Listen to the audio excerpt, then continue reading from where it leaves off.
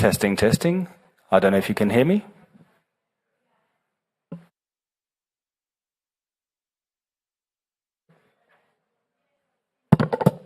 Testing, testing, testing, mic 2. Testing, testing, mic 3.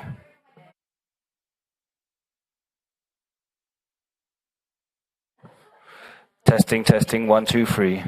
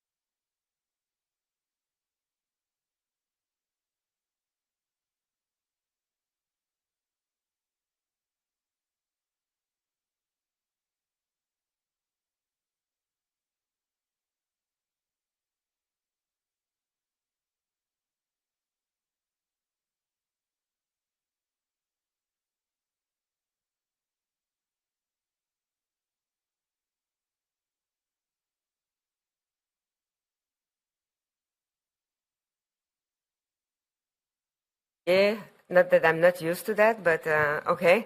So, hello, good morning. I'm Viviane Teitelboom. I'm Vice President of the European Women's Lobby, which is the largest umbrella organization, women's organization in Europe. At EWL, as you probably know, we are fighting since the beginning for a feminist Europe, and therefore we need feminists at all levels of the decision-making process, bottom-up, top-down, everywhere. And this is why elections are so important. We need feminist candidates, and we need them to get elected. So, we have seen how women, how feminists have been able to change policies in their countries at European level, and it's the way, they also changed the way politics are done. This is why all this is so important. So we hope that the 2024 European elections will be a turning point for women and girls in Europe and for the democratic European project, because that's what it's all about. That's why we want to ensure that gender equality and women's rights are high on the future political agenda. There has been progress, we have to say it. There has been progress, but in different areas, but it's still far too weak and it's not enough. We want more. There is no democracy without equality, no equality without giving the same opportunity, the same means, access for everyone. And women deserve it as much as men do. Even more, I would say, because we have a long way to come back from.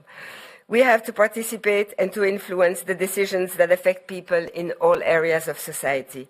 And this is why EWL has been so active, fighting for equal representation and participation of women and men in politics and decision-making. Women represent a little over half the population in Europe, so we are the majority, and we don't want to remain a political minority. Those times are over. What is required in 2024 and for the years ahead is a change of paradigm, establishing women's rights and equality between men and women at the core of the EU. All women need to be free from all forms of oppression and exploitation. All women have to be able to decide for their future. This is why, with this event, we aim to discuss the successes of the past, the biggest challenges ahead, the solutions to implement, as well as our vision for a feminist Europe. We invited key EU political figures and civil society representatives to share their biggest challenge ahead, to share their successes they had, to share their vision and solutions for a feminist Europe. And we need all of you here today to do that together. So let's have an interesting dialogue and work to achieve our aim together. Thank you.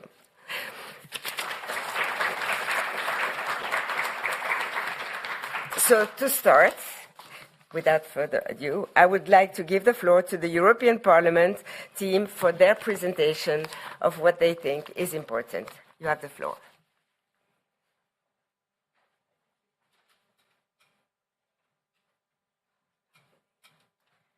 Here we are. Hi, everyone. I hope you have a good morning. It's sunny today, so I am personally very happy that we can start the day like that. Let's hope all the week is going to be like this. So welcome to the Parliament. I see some familiar faces, so I guess it's not the first time for you all to be here. Therefore, I don't want to repeat myself too much. Just raise your hand, please, just to let me know how many people is the first time in this space. Okay. That's good. Therefore, it's going to be the first time that you hear from me. That's good. So I just wanted to give you a warm welcome. It's really nice to be here with the European Women's Lobby. We've been collaborating together for a long time, so it's always we're always very happy to work together. Why I wanted to give you a welcome, and also I wanted to talk to you about something that is very important to us, which you might know already, but I will start with two questions. The first one is, does any one of you have an idea what the 51% stands for? Just raise your hand if you might already have an answer. Okay. Do you want to guess? No? No? Any other guess? But okay, this was a good guess. Yeah? No? No, not yet, no? I know someone knows already because I know. Yeah. No, this is this is not related. Yep. Indeed, yes, it's true. So 51% is the turnout of the election in 2019, which, as you might agree, it's quite low. So that means that half of the population voted to have the representative of the parliament for these past 5 years, while half of the population didn't choose their priorities, basically that they wanted to have represented, which is a pity. And we all agree that we can do more. And now, this is probably an easier question. I guess that you might know what's happening from 6 to 9 of June 2024, which is, of course, the European elections. Why I wanted to talk to you about European elections, because, of course, we see the urgency of talking to citizens about it. We see the urgency of asking citizens to get informed, to check very well what are their priorities, to think about what their priorities are, and to check the representative that they want to see at the parliament. Okay, it's coming. So the elections for us come at a very crucial time.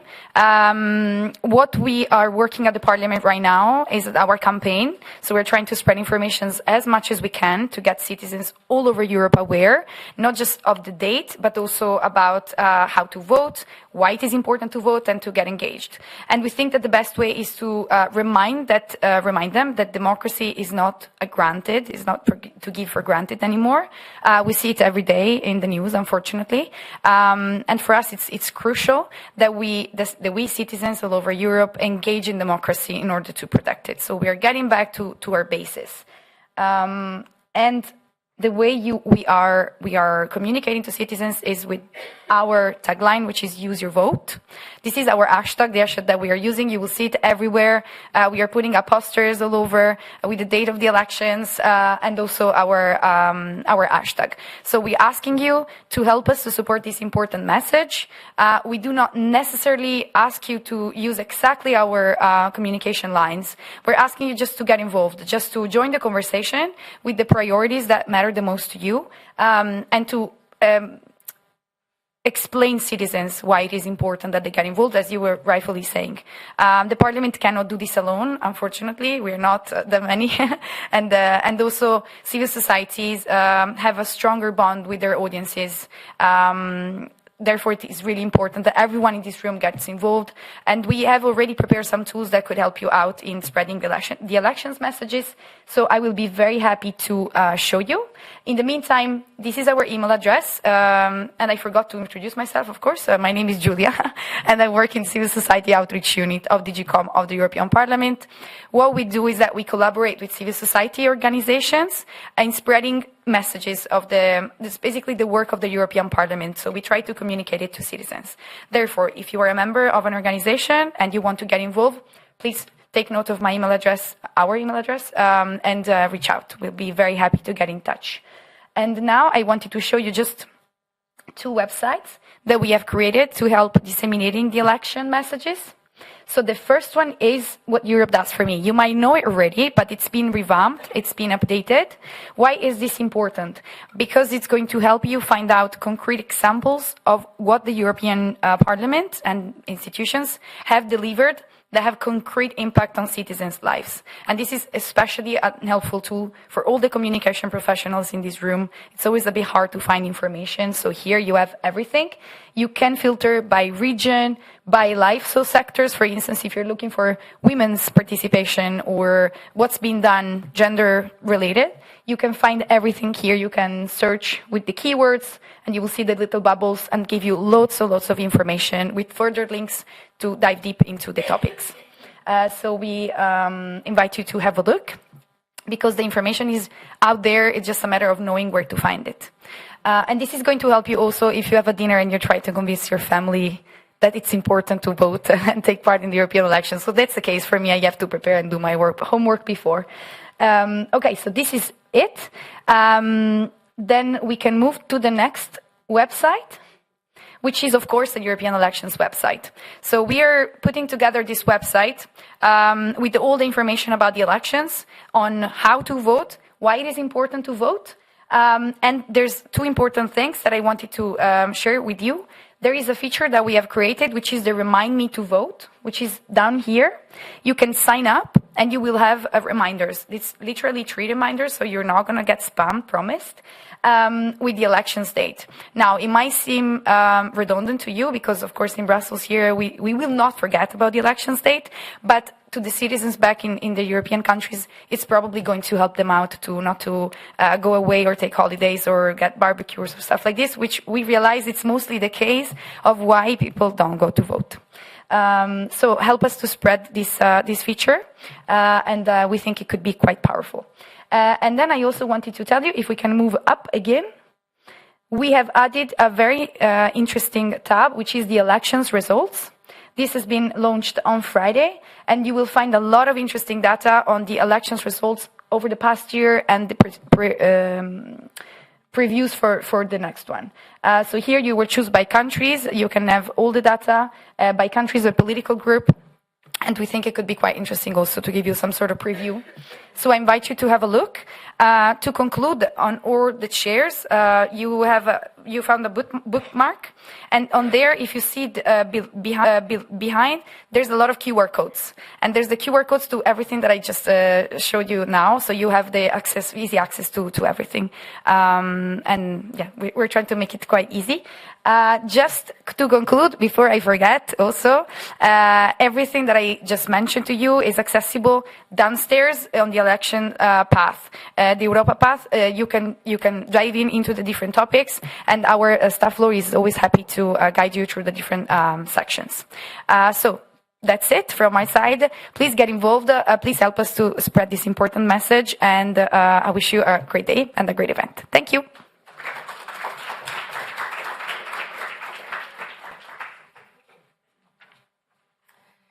Thank you, Julia, for this key information. It's important to get the message through, and so thank you for all your work.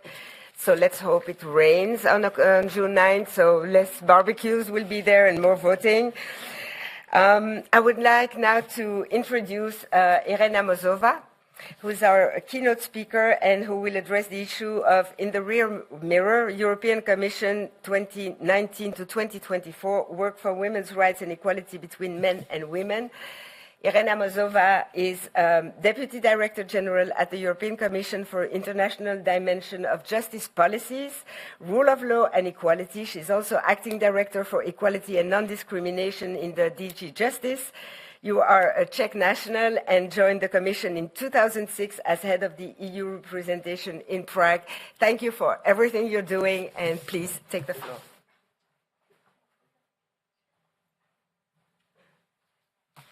Thank you very much, Viviane, for having me. Thank you once again, Viviane, for having me. And yes, thank you for introducing my short career path. And let me only say that I have indeed started as a head of the European Commission representation in Prague in 2006. And in 2010, I've been also promoting the European Parliament elections in my home country. So therefore, I know, and thank you for Julia for presenting us what you are doing here in order to make sure that really all the European citizens, they are taking the democratic path, but also the right to shape the future of Europe. And let me only compliment that on the side of the European Commission, so we are working very closely with the Parliament, with a dedicated social media campaign focused on the mobile citizens. And can you raise the hands who are not Belgian in this room? So you see, many of you, all over in Europe, so we have 13.7 million of the European citizens not living in their home country, and they many times so they don't know exactly so whether they can vote, how to vote, when to register, how to register, etc. So therefore, so on the side of the Commission, so we have organized a complementary campaign, which is actually leading you also to this website of the European Parliament, especially dedicated to those mobile citizens which are working, studying, or just traveling and to the other member states in order to increase this set turnout 51%. It is simply not enough. It is not enough to to shape our future, because it is also having an impact on how the future of the European will be and what will be the policies that we will be shaping and promoting in the future. And indeed, we are in the crossroad. Because it is also the very important moment which is giving us a kind of the mirror to us to look at what we have achieved and where we still are facing the challenges and what are the needs ahead of us in order to go ahead. And Viviane mentioned it, so there have been some progresses, but we need more. We need more. It is not enough. We need a feminist approach in Europe. We need more women getting mobilized for the different areas of the policy where we are working at the European level. Now, we can indeed feel sometimes like a Hercules, so pushing, but it's never enough. And when you achieve something, so we are sliding down. But let's have a look into what we have achieved also from the perspective of how far we get. You may recall the moment when the first ever Commission President, Ursula von der Leyen, announced her plan for the Union of Equality when she started her mandate in 2019 after a bit surprising choice of the first ever female president for the European Commission. That moment was full of hope and expectations, but we knew that it will be challenging and interesting way forward. And today I'm standing in front of you with a good message, because we have achieved a lot. If we just compare the data from the gender equality from the AGES, European Institute on Gender Equality, that compare the gender equality from 2019. So they have been a steady improvement in equality in the European Union, with an overall increase of 3.3 points from 66.9 in 2019 until 7.2 in 2023. And even 7.1 points since that index was first ever published in 2013. You may see it is too low, but what is the most important is the trend. And the overall increase of 3.3 points shows that our policies are working. And let me be more specific on the issues that we have achieved. First of all, already in 2020, so we came out with the gender equality strategy covering the period 2020-2025, which has been organized around the three pillars. And the most important pillar, well, we should say that there is a balance between them, but one of the most important pillars which is shaping the lives of the women is, of course, to be safe in Europe. And let me start this short mirroring of what we have achieved by the latest achievement, where also European Women Lobby was playing a very important role. And this is, of course, the directive on violence against women and domestic violence. We know how important the push from the civil society, and more specifically from the European Women's Lobby, was in achieving the very good compromise at the end. We have been a bit more ambitious on the side of the Commission. We have to reflect the reality of the political negotiations. And at the end of the day, so we have the very first really comprehensive legal instrument at the European level which tackled the violence against women. And thanks to this new instrument, so we will have a seriously larger enhanced support and access to justice for victims, but also completely innovative prevention actions, looking not only on women, but also on men and boys, and the long overdue criminalization of civil offenses. So women in Europe will feel safer and will be better protected in the real life, but also in online sphere. And you know that it is also a big novelty of this new instrument, because in comparison with the Istanbul Convention that I will mention very soon, so this instrument covers also cyber violence.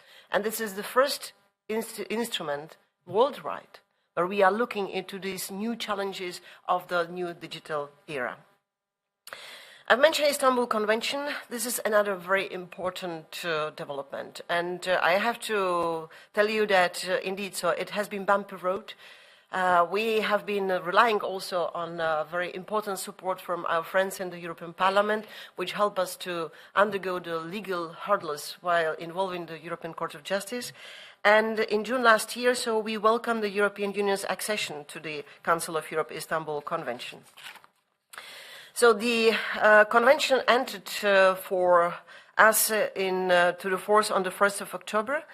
And that means that as a European Union, we are now bound by ambitious and comprehensive standards to prevent and combat violence against women and domestic violence. And here I'm speaking about the areas where we have exclusive competencies as the European Union. That means judicial cooperation in criminal matters, asylum and non-refoulement, but also with regard to our own public institutions, so the European administration. Let me also mention another big achievement, because during the whole last year, so was starting on the International Women's Day, so we ran a communication campaign to raise awareness about the role gender stereotypes play in our societies. And this campaign covered stereotypes in different areas of life and ran on social media with specific focus on youth. Because without this engagement of the youth, so we can't shape the Europe towards the feminist future, as Viviane mentioned in her introduction. At the same time, let me mention now the second pillar of our gender equality strategy, and this is the, to help women to thrive in our economies, but to thrive mainly in our societies. We have to look into the key gender gaps in the labor market, and we understand that this is a long way to tackle them. But following the work-life balance directive adopted under the previous mandate, so this time, so we focus on the area of the care. In September 22, so we adopted the Union Care Strategy, and by this, so we want to close the care gap, which is unfortunately leaving many well-qualified professional women outside of the labor market because they have simple other duties, and these are not equally shared by their partners.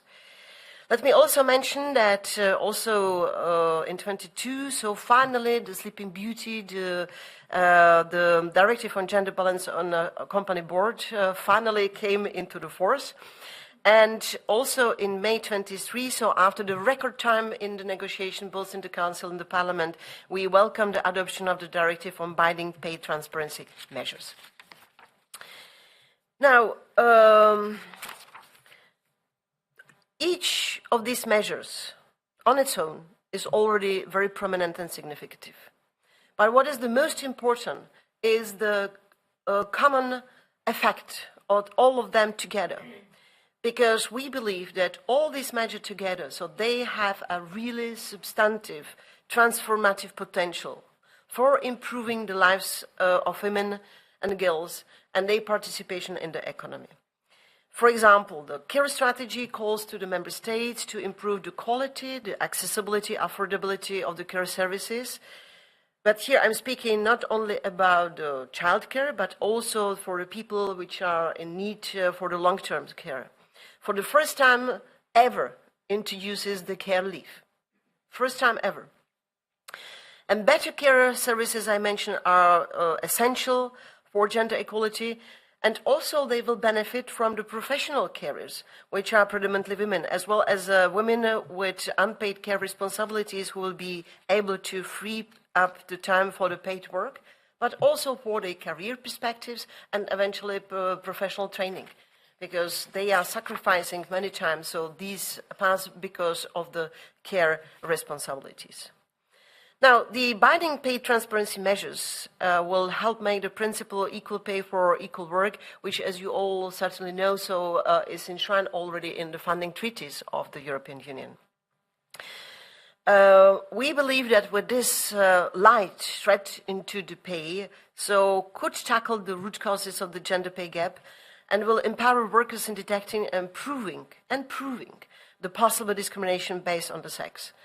And if we are helping to close the gender pay gap, so it certainly will have also the impact on the pension gap, which is unfortunately the very sad consequence on gender pay gap. For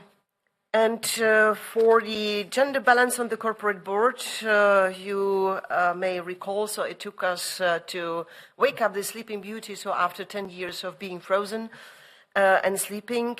And this is a key message that we are looking on the way, so how to help to break the glass ceiling in the corporate work, in the business world. The targets for the underrepresented sex introduced by the directive will allow many qualified women to finally get to the top jobs. And at the same time, so we know that the impact of this directive is only on the very large companies listed on the stock exchanges. But at the same time, so with this directive, so we want to shape the business world in order to shape and change the business culture. Because we believe, and we have a robust data which clearly demonstrate that diversity in the boards shapes the culture among the companies and also gives not only a better diversity, but also a better economic results in the business area and shape not only the business culture in the companies, but also their culture vis-à-vis the customers. So this is a first step in the desired direction, and we believe that this new directive on the women on board so will have as well this kind of the spillover effect. Now, let me address the final pillar, which is very relevant for your conference today, and that touches the women's right, ability, and sometimes unreachable possibility to lead. We want to achieve the women's leadership and also the equal participation by this third and very important pillar of our gender equality strategy. This is the key element when we are thinking about the future challenges of the Europe after the elections, as Viviane already mentioned. And we are looking very much also for your discussion today at this event. So I was also asked to shape a little bit my hopes for the future. And let me be very clear. So the equal participation of women in public life is a key one. It's a key one because we need more women participating as voters to start with, as a candidates, but also as a politicians in general. And currently, only in 6 member states, we have the gender balanced parliament.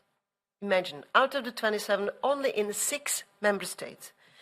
At the other end of the scale, so women make up less than 25 of the members of the parliament in 7 member states again. So we have 7 good performing and 7 less performing. And this is simply not good enough. It is simply not good enough. And especially because we have, in the last Eurobarometer published in 2023, so there is quite a strong public support for women in high-level politics. So almost 9 out of 10 European citizens would be comfortable with a women in the highest elected positions in their country. So 9 out of 10. And here I'm speaking about the presidents, I'm speaking about the prime ministers, I'm also speaking about the speakers of the parliament. 9 out of 10 European citizens would be comfortable with women at these highest positions. So I'm very glad that we will be able to have a closer look at the women's participation on political life in the context of the upcoming European Parliament elections, because the equal participation can be seen both as a means, but also as an end. And it is something we strive for because it is the only fair and the only just options, given that women represents, as Viviane have pointed out, the half of the population, a little bit more, yeah. And at the same time, so women's leadership and active participation in all spheres of society is crucial to continue tackling the challenges ahead. And here we can speak about many challenges that we are facing already now. So it can be the geopolitical situation, because women are those suffering most from the armed conflicts, also the climate crisis, and gender biases in the artificial intelligence. And let's be clear, whatever crisis, COVID, economic, energy, is always having the female face, because women are always those suffering most from any of these unfortunately upcoming challenges. And this is why I see also, because you asked me for my personal view, this is why it is so important to give the gender aspects into all the policies that we are developing at a European level. So here, the equality mainstreaming I found absolutely crucial. It has been our priority. We have invested a lot under the leadership of the first ever Equality Commissioner, Helena Dalli, but we are not yet there. So much more has to be done in the future in order to ensure that in all the European Union policies, the equality mainstreaming is the reality. Let me only say as well that for what I see substantially important for the look back on what we have achieved, but for me it is also something extremely important for our future, is not to work in isolation, to work together with the partners. You know that the three key tools that we have in hands as a European Commission, so it's the legislation, policy and funding. For the legislation, we absolutely need a co-legislator, so the work together with the Member States and with the European Parliament is absolutely essential. With the funding and the policies, we cannot do it also without the support of civil society. So let me say that for me, the support and also the inspiration from the civil society is a key for us for the future. And now in this election period, so we need all. We need all. And that's why it is also so important to have a men fighting for the feminist future of the Europe. We need women and men, we need girls and boys in all their diversity across the Europe to be mobilized, because they will define the future of the Europe that we believe will be a progressive one. So thank you very much for your attention. I will stop here because I think it will be much more interesting to hear the future thoughts of the panelists. And I wish you and me and the Commission that we work together after the Parliament for more feminist Europe, and we should not see in future such a crossroad with the challenges that we are facing today. Thank you very much.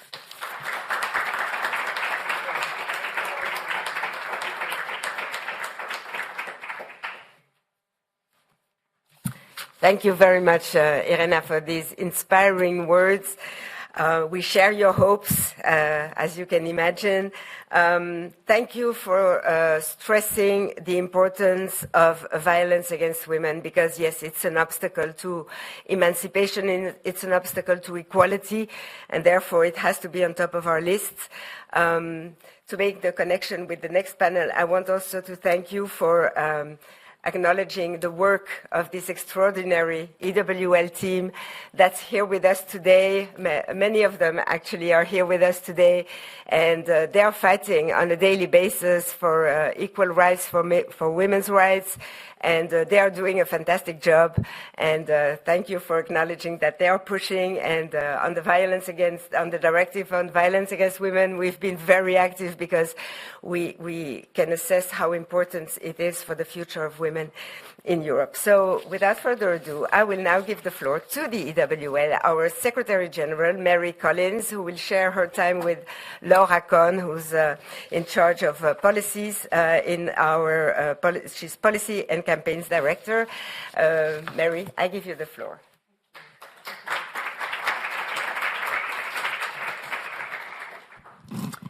So I have to put my glasses on, sorry. So good morning, everybody, and a very warm welcome to each and every one of you. And thank you so much for accepting our invitation. We're very happy to be doing this event today as we stand at 100 days before the European elections and at a crossroads.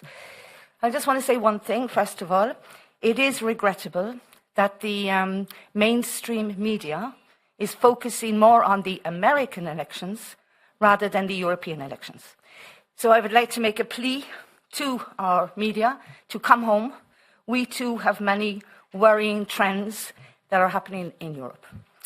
So I'm very happy to be here on behalf of the European Women's Lobby and thank my colleagues as well for all of the work in making this happen. And just to say that the European Women's Lobby will be 35 years old next year. So it was founded initially in 1990, and today we represent almost over 2,000 women's organisations in Europe, in 26 of the EU member states, 4 candidate countries, and 1 former EU member state, the UK, as well as the European Free Trade Association country, Iceland. And as well as that, we have 17 European-wide organisations that all form part of our membership. And so together with our members, we are the voices from the ground, and we are defending women's human rights at EU level and also with national institutions. So it's been a long journey and sometimes a rocky road. However, the last 5 years, we believe that we've made a lot of progress, and I think some of the issues were already highlighted. And I think one thing that we have really learned is that women in leadership, they do make a difference. I think everything that we have achieved in the last 5 years, it's been thanks to the leadership of women, particularly the first, as it was pointed out, the first women president of the European Commission, and also other women in different places that have really come together and really have put women's rights and gender equality at the heart of their agenda and our agenda. So I want to really say thank you to each and every one of you. I think without you, we wouldn't be where we are today. So obviously in the last 30 years, so I just want to maybe a little anecdote from my own experience. So I started working almost 30 years ago in the European Women's Lobby, and one of our first priorities was to demand a directive on violence against women. So we went off into the European Parliament calling for this directive, and we were, what? These hysterical, crazy feminist women, you must be mad. Violence against women is a private issue. It's got nothing to do with politics, and particularly European politics at the time. So I must say, and I know for a lot of us in the room today, some of you weren't even born back then, and that sometimes the pace of change isn't fast enough, but I'm really, really proud that we did not give up. We persevered, and today we talk about our directive on violence against women as if it's normal. But I'm really, really happy, and I thank everybody before me and everybody who worked with me over those almost 30 years, not quite, but almost, to make this a reality today, because this will really have an impact, positive impact on women and girls' lives in Europe. So well done, and to the next generation, I would like to say to you, please don't give up. It's unfinished business, and we commit over the next 5 years to making sure that we have an article on rape that's based on consent, and also forced sterilisation. These are the 2 issues that we will really focus in on over the next 5 years. And as I say, we do not give up. We persevere. However, while we can celebrate many things, we're still a far cry from true equality. So some of the figures tell us, and we know that figures are the tip of the iceberg. They tell us a little bit of the story, an important part of the story, but not all. So today, 1 in 3 women in Europe still experience physical and/or sexual violence. 1 in 2 women have experienced sexual harassment since the age of 15. More than 6 women are killed by their partner or ex-partner every day. So as we speak, there are women who are being killed at the hands of somebody who was supposed to love them. Women earn on average 87 cents for every €1 earned by men. And this has lifelong consequences, as was pointed out. The gender pension gap, and we may, discuss the figures, but for us, it's a gap of 40%, which means that for every €100 that men get in pensions, women get €60. And we're talking about all of the different pillars of the pension. And again, these lifelong consequences lead to the feminization of poverty, of women as they age. And this has to stop. And this is why we absolutely need to have more women in policy and decision-making so they can shape the lives of women and girls throughout their lives. So it's really absolutely important. So first of all, obviously I think there's one thing today that we must really applaud, and that's France. France, as you know, has just, yes, I think they deserve it. So for the first country in the whole world to have actually put the right to abortion in their constitution. And I really think that both Simone de Beauvoir and Simone Veil would be very proud today. And we are standing on their shoulders. And we hope as well that this model will become a model for the European Union itself. And one of our key demands in our manifesto is that the right to abortion will be in the European Charter of Fundamental Rights. So please join us in that as well. But however, that's not the case in every country in terms of the right to abortion. We can see that, for example, in Poland, at least 6 women have died because of lack of access to abortion. 6 women in today's 2024. It is totally unacceptable. And according to CEDAW reports as well, the access to sexual and reproductive health and rights to women, particularly from minorities, including women with disabilities, asylum-seeking women and migrant women, those rights are being curtailed, being made extremely, extremely difficult. So no country is immune to the backlash. And again, approximately 2,600 women were killed by their intimate partner since 2020 in Europe today. So less than 100 days to go before the European elections. And we are facing very much a backlash. So it's time for us all to stand up and be united. And the pushback on women's rights is a very worrying trend. And it is happening. It is happening not just in certain countries or certain places or certain spaces. It is happening everywhere, in subtle ways and in more overt ways as well. So we really have to stand up and call against this backlash. We are not willing to lose our rights, and we're not willing to just work to maintain what we've gained. We want to go further, and we have to go further, because true equality has not yet been achieved. So our call today, through our manifesto as well, is please join forces with us. We need progressive voices. We need a feminist vision for Europe, as Viviane pointed out. That is the motto of the European Women's Lobby. A feminist Europe, not only for women, because everybody will benefit. A feminist women for all. Europe for all.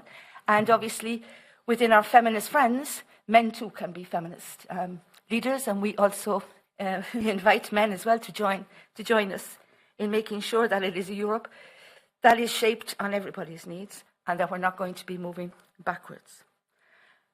So again, just to point out the real importance of having women, progressive women leaders and feminist leaders, and to ensure that we move ahead in this journey together and that we're moving forwards and not backwards. And again, just a few figures. So across the EU, only 33% of members of parliament are women, and 34% of ministers are women.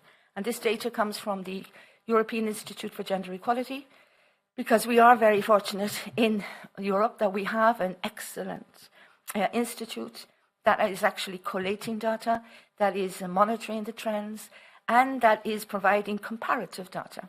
So nobody can actually challenge it and say, this is not happening in my country, because it's actually data coming from the country itself. So we really need to support that mechanism, because it is crucial for all of us so that we can really follow the trends moving forward.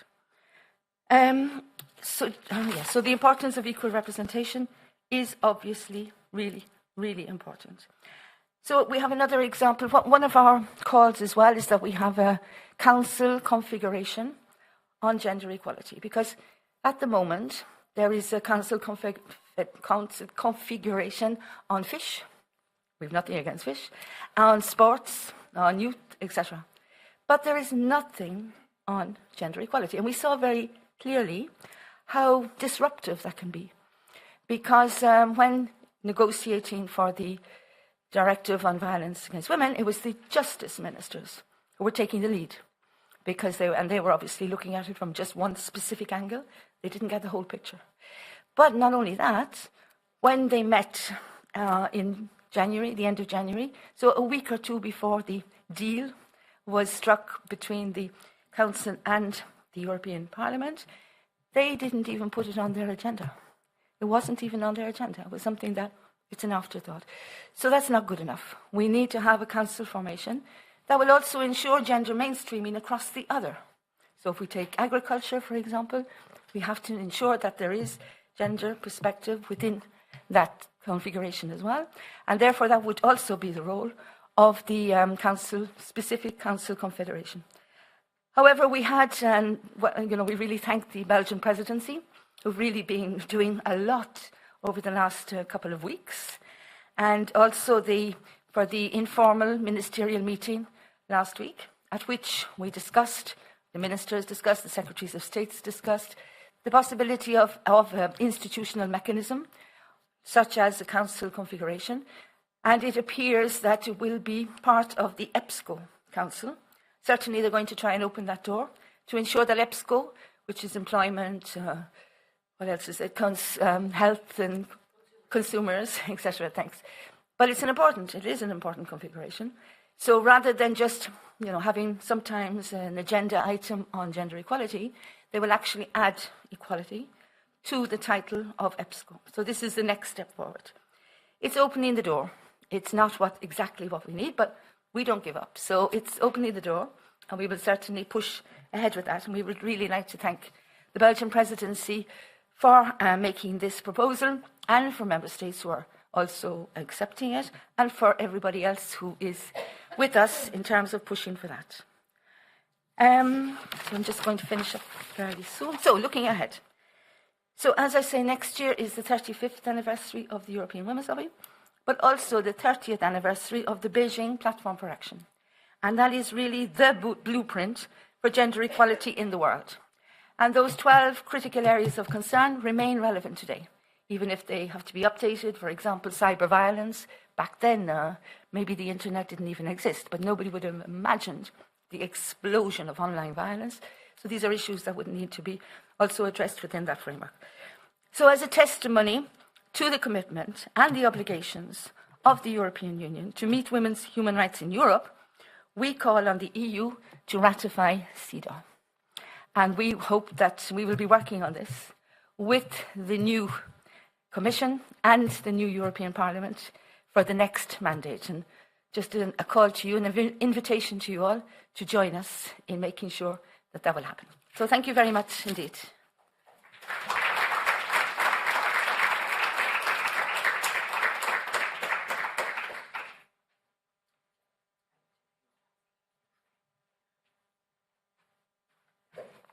Thank you very much. I'm Laura Kahn. I'm the Policy and Campaigns Director at the European Women's Lobby.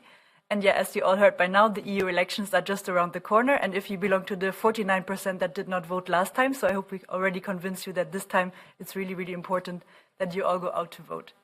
So we believe the EU elections are a unique opportunity to make our voices heard as an umbrella organization representing women and women's rights organizations across Europe.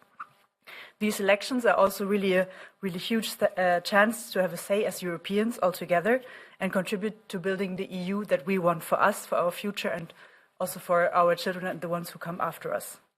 If we want to materialize the European project of peace, democracy, inclusion, equality, and solidarity, it's time to fully realize that women's rights are not only a women's issue, but they're an issue that touch us all. So equality between women and men are a concern that really concern everyone, and it would be beneficial to the whole European society, economically, socially, but also politically. Ensuring that women's rights and equality between women and men are the heart of the next EU mandates requires mobilization from all of us already today, from everyone, political forces, EU institutions, the media, civil society, and of course the voters. This is why we have organized the event today. And also, of course, in the week of the International Women's Day, it's always good to have events that also concretely touch on women's rights. And today, this event dedicated to the EU elections is also really important for us to talk about our vision for a feminist Europe.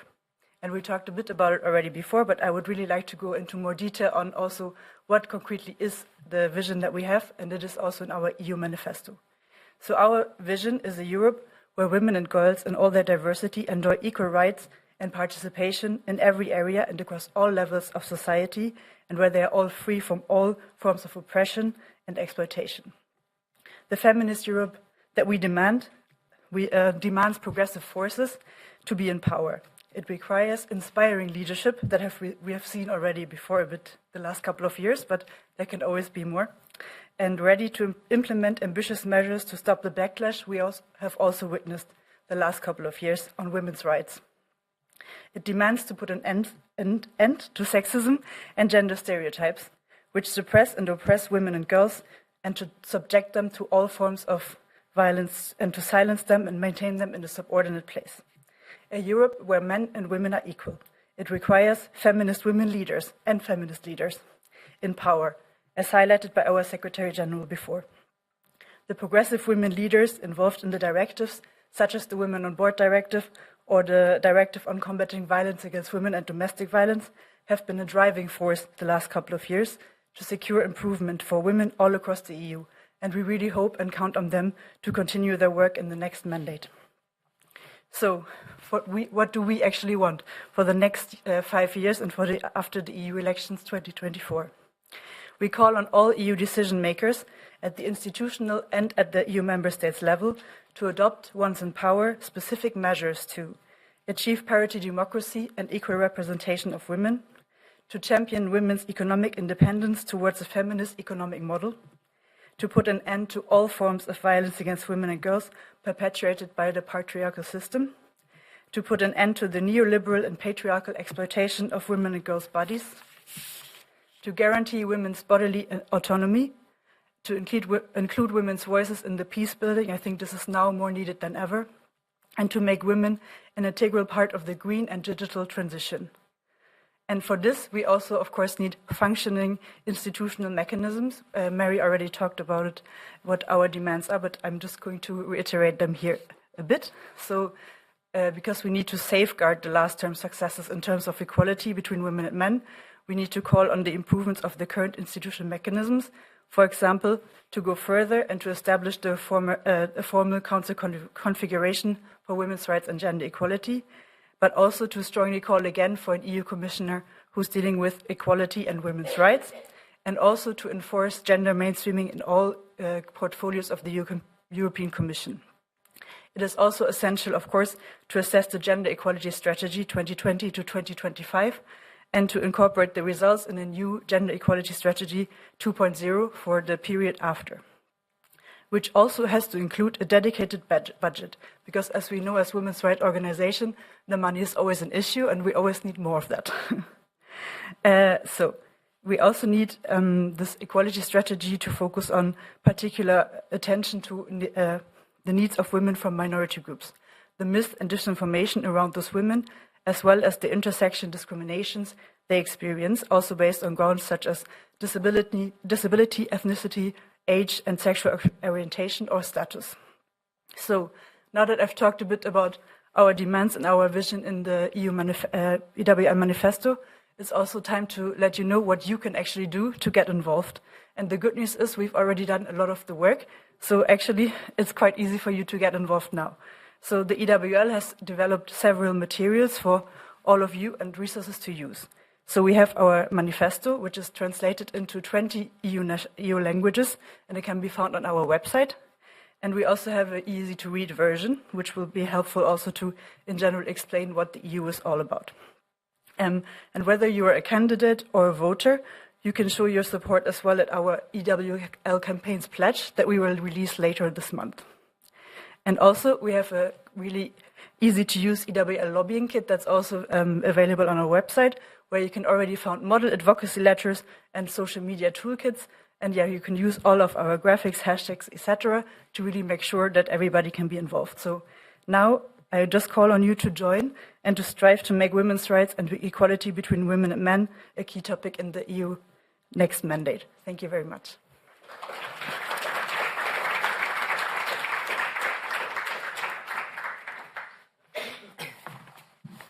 Thank you, both Mary and Laura, for your interventions.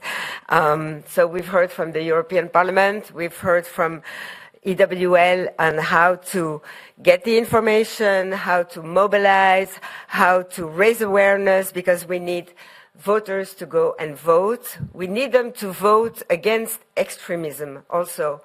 And that's why we say vote for feminists. It's not only for women, because women, I'm sorry to say, but in the extreme right or in extreme religions are not working for women's rights. We need women that are working for women's rights. We need feminists, both men and women. So all this is very important, and thank you for explaining all this. And please go read our manifesto. It's really excellent. So we are now going to what we call and I learn words every day, a round-robin panel discussion.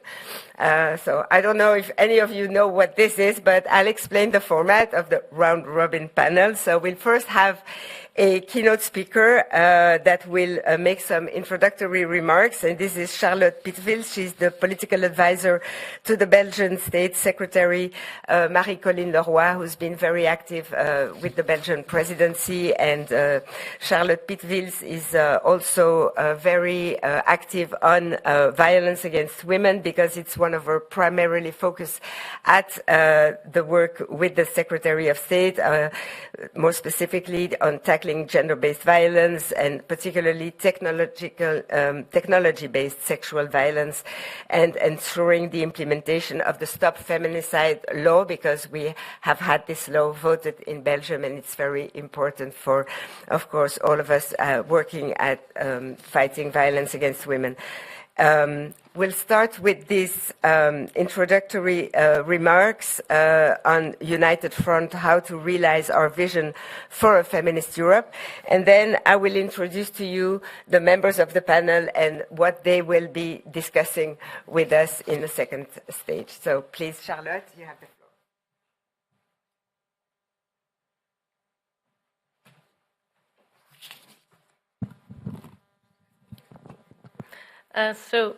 Good morning to all of you. First of all, I want to express my gratitude to all the previous speakers for all their interesting contributions. And I'd like to begin as well with extending my apologies on behalf of the State Secretary, Marie-Colline Leroy, who unfortunately couldn't be here today due to prior commitments. However, she sends her appreciation to the European Women's Lobby for the invitation and applauds their remarkable achievements. It's a privilege to be present here with the European Women's Lobby alongside influential EU political figures and civil society representatives to discuss the critical topics of women's participation in politics and the pursuit of gender equality at all levels. Today I have the privilege of representing the State Secretary in the framework of the Belgian presidency of the Council of the European Union. In 2024, already some numbers have been mentioned, only 21 of prime ministers in the world are women. That's why the State Secretary is proud to be part of the first gender-balanced Belgian government, a reality made possible through legislation initiated in 1994. This law initially allowed up to 2/3 of candidates on electoral lists to be of the same gender. In 2002, gender parity on electoral lists was established, mandating the alternation between women and men at the beginning of the list. Over the past 25 years, the presence of women in Belgian governments has increased from 10% to 42%, and in Belgian parliament it has risen from 17% to 42%. These advancements demonstrate the positive impact of legislation on achieving gender balance in Belgian political spheres. Despite already significant legacy, we still have a long way to go. This is why Belgium encourages the creation of an even stronger equality agenda at the heart of the future institutional framework and actions. I would like to shortly present to you the priorities of the Belgian presidency, where gender equality and the fight against discrimination was put front and center. The important moment for this presidency was already mentioned. Was last week the informal meeting of equality ministers. We had the opportunity to visit the delegation with the delegation's Sexual Assault Center in Brussels, as well as share the Belgian study on deep notes. We also have a bookmark. I didn't bring one for everybody, but you can scan the QR code if you want to learn more about the Belgian study on deep notes. To make further progress after this informal meeting, we concluded that we need to strengthen the European institutional mechanisms for gender equality policy. Ministers also pledged to continue our efforts to make gender equality a reality for everyone in Europe. It is time to prepare and steer Europe's strategic agenda for the next 5 years, both institutionally and politically. We are also proud, also mentioned already before, that Belgium is the first presidency to include on the Council's agenda a first formal Council meeting in the EBSCO configuration of equality ministers. We hope for a good ministerial presence and important decisions that we will be able to table on the 7th of May. With the informal and formal meeting, Belgium aims to strengthen the role of equality policy within the Council. We hope that it can symbolically be concluded with an addition of equality to the name of the EBSCO Council, should we gather political support for our initiative. I count on your support in this endeavor. We are very happy that thanks to the efforts of the Swedish, Spanish and Belgian presidency, we managed to conclude negotiations on adopting the directive against violence against women.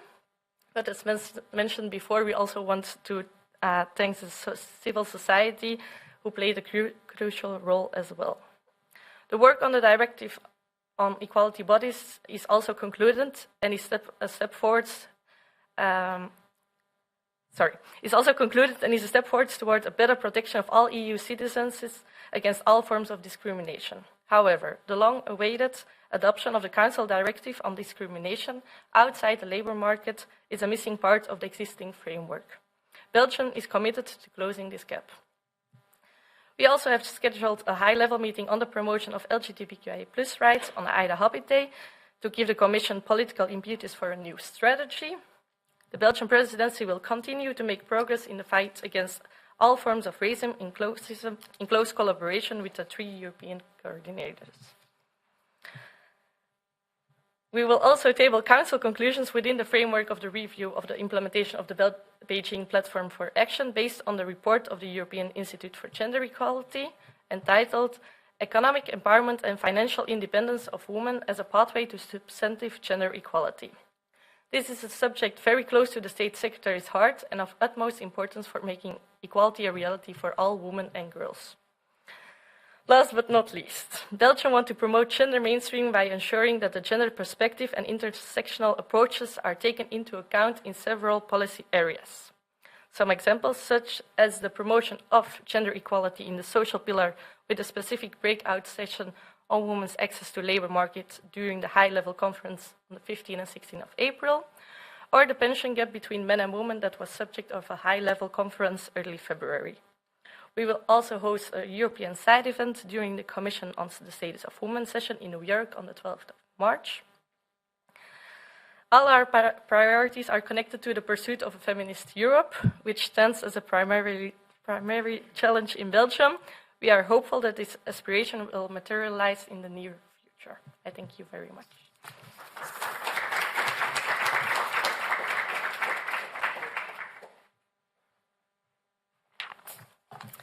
So now the round, thank you very much.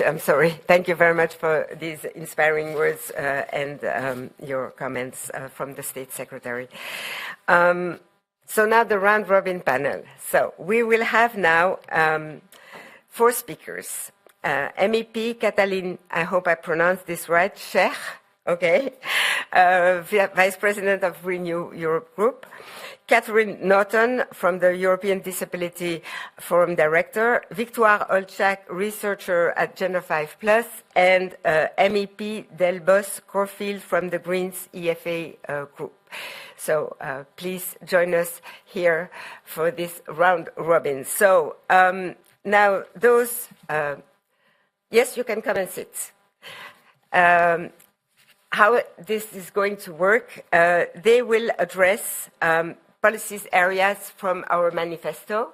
I will come to those different areas in a minute, and they will comment on the policy option and the implementation of those areas of the manifesto in 5 to 10 minutes. And after that, we will get back to you and see who has convinced you the most, and you will be able to vote on the most important policy area that you find important, not that has been the best presented, because I'm sure they will all be very well presented, but so that you can actively support one or the other. Before we go to the different areas of the manifesto, I want to ask you all in one word, for the successes and one word for the challenges that you find the most important in terms of women's rights. So in one word, what would be your success point? Am I allowed to use like an article as well? I can say the directive rather than just directive, yeah? So this as success, the directive, I think it's congratulations to everyone. And challenge poverty. Okay, thank you. Please. Success. I'm sorry, I will be cheating. Because it's 3 words. It's 3 words, because pay transparency directive is a success. Yeah. And the challenge. And the challenge is also more than 1 word, sorry. Sexual and reproductive health and rights. And the difficulties of access. Perfect, thank you. Next. Success. I'm rapporteur on gender mainstreaming, and we did quite a lot of success there. And challenges is exactly the same one. It's still a very big challenge to have gender mainstreaming. Thank you. I'm also going to be cheating. I'm going to say Women on Board Directive for the success, and for the challenge, I would say the rise of anti-gender movements. Thank you. Yes, Germaine. Just to say that for the online audience, can you please really speak close to the microphone so that the camera follows you? Thank you very much. So, the different areas and topics you will be discussing are, for the first one, achieve parity democracy and women's rights equals representation. So the idea, well, we thought we might have more teams, but it will be individual persons and not teams, but will be to tackle the fact that diverse and equal representation of women in the political, social, and economic spheres is essential for European democracy. And one of the aims is also to acknowledge that women are not a homogeneous group, hence that their representation requires taking into account women's real-life experiences, which intersect with a multitude of factors. I think it will be Victoire who will be speaking about that. The second topic is safeguarding and improving women's rights sustainability. So that is the idea for speaking on this topic, is to highlight that existing inequalities are deeply rooted in unequal power relations between men and women and exacerbated by the shrinking space for women's rights, as well as the erroneous perception that equality achieved in legislation leads to real gender equality. As per its treaties obligations, for instance, Article 8 of the TFEU, where the EU is legally binded to deliver on equality between men and women and gender mainstreaming. So that's for the second point of the manifesto, and I think this is MEP Delbos Corfield who will be speaking about this. Then the third one will be guaranteeing women's bodily autonomy. Reproductive coercion and the denial of safe and legal abortion care is a form of violence against women and girls. I think we can all agree on that. According to CEDAW review results, many countries also withhold access to sexual and reproductive health and rights, services to women from minorities, including women with disabilities, asylum seeking, and migrant women. So the idea for this is on this topic is to present a policy option solution to stop the backward trend that some EU member states have embarked on when it comes to denying access to SRHR. So here we will have Kathleen Sheikh and Catherine Norton speaking. And while you reflect on how you will share and present those ideas to us, we will go through with you in the audience. I'm not sure online is possible as well, but at least for people here, we'll go for 5 minutes to give you the time to prepare and think about it through Slido questions that will be asked to you. So if you can prepare for those questions, I think the team will put them up on the screen.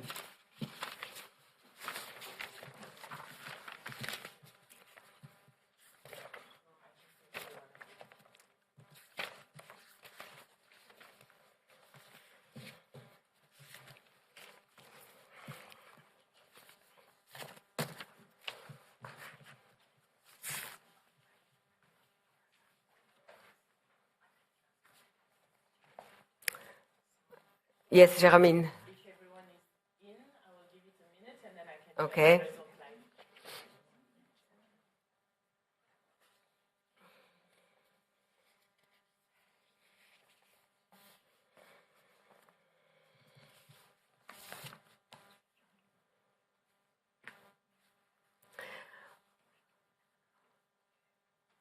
Okay, so what is the IGA Gender Equality Index score for the EU in 2023? So, how does this work? The results are on the right? So on the left is the different options we gave to participants of the quiz, and on the right is the proportion of people that believe that the Gender Equality Index of figure is 45.7% for 2023, 50% think it's 68.6, and no one thinks it's 70.2. So you can give maybe the answer. So, the answer was 70.2, actually. Yes, it was 68.6 in 2022, and so it's the biggest annual jump in the overall score in the history of the index ever. So we were close with the 68.6, but yes. Oh, so we have 7% that was on the score. So thank you. So the next one is, what are the most challenged women's rights in your country?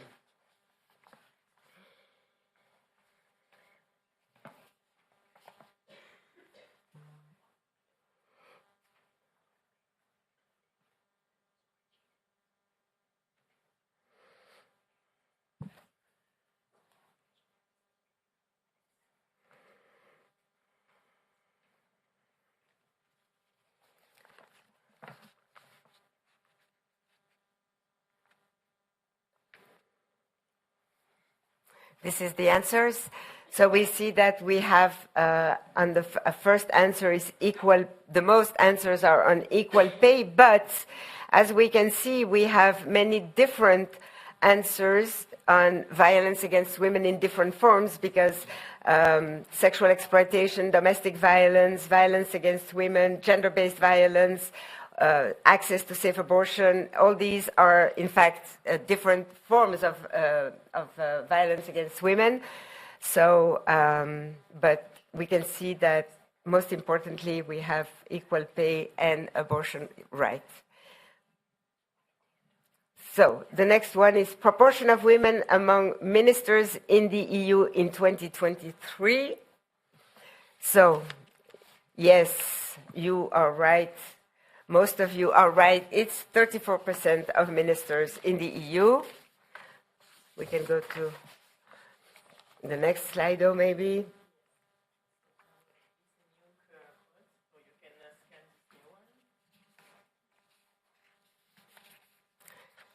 Are we closing with this? We have 3 more questions. Yes, I know, but... Okay, perfect. Sorry.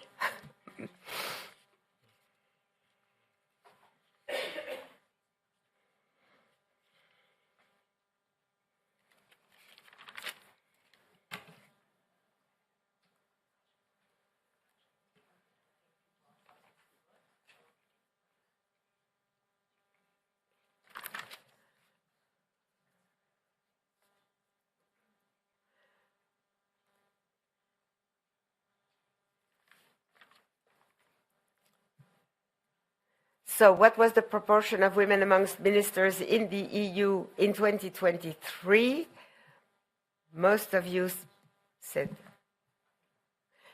33%, 70% said 33%, and this is exactly it. In 2023, it was 33%, and last year, the year before, it was 32%. So this is a very good answer, probably also due to the directive, because laws really help. So what's the proportion of European countries, not just EU, to cover contraceptives in their national health system?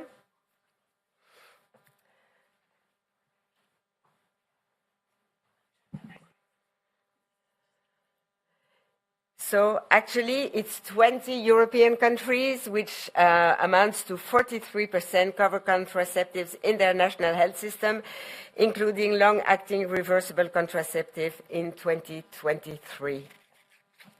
And then the last question, what should be the priorities to advance women's rights and gender equality through the 2024 EU elections?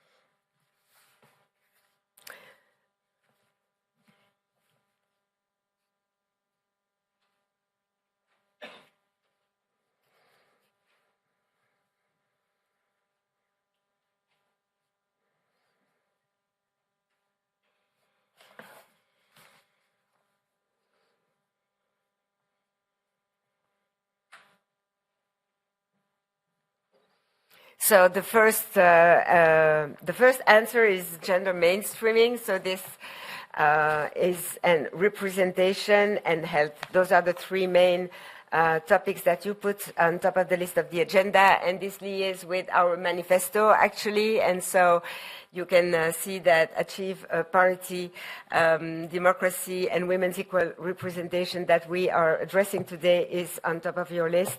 But of course, it also comes with a better gender mainstreaming and good health for women. So thank you for participating in this. And we now go to this round robin. Bravo to everyone. So now you will all be given 5 to 10 minutes to discuss the policy option you want to present and defend. I suggest the first team starts. Who would like to start? I mean, it's okay, go ahead. What?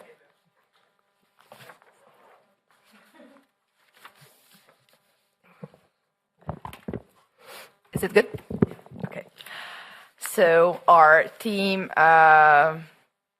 chose to speak on the ways to guarantee women's bodily autonomy in the EU, and we agreed that the best way to recognize sexual and reproductive health and rights as a basic human right, and in order to guarantee equal access to all women, we would propose to include SRHR, including the right to safe abortion, in the European Charter of Fundamental Rights.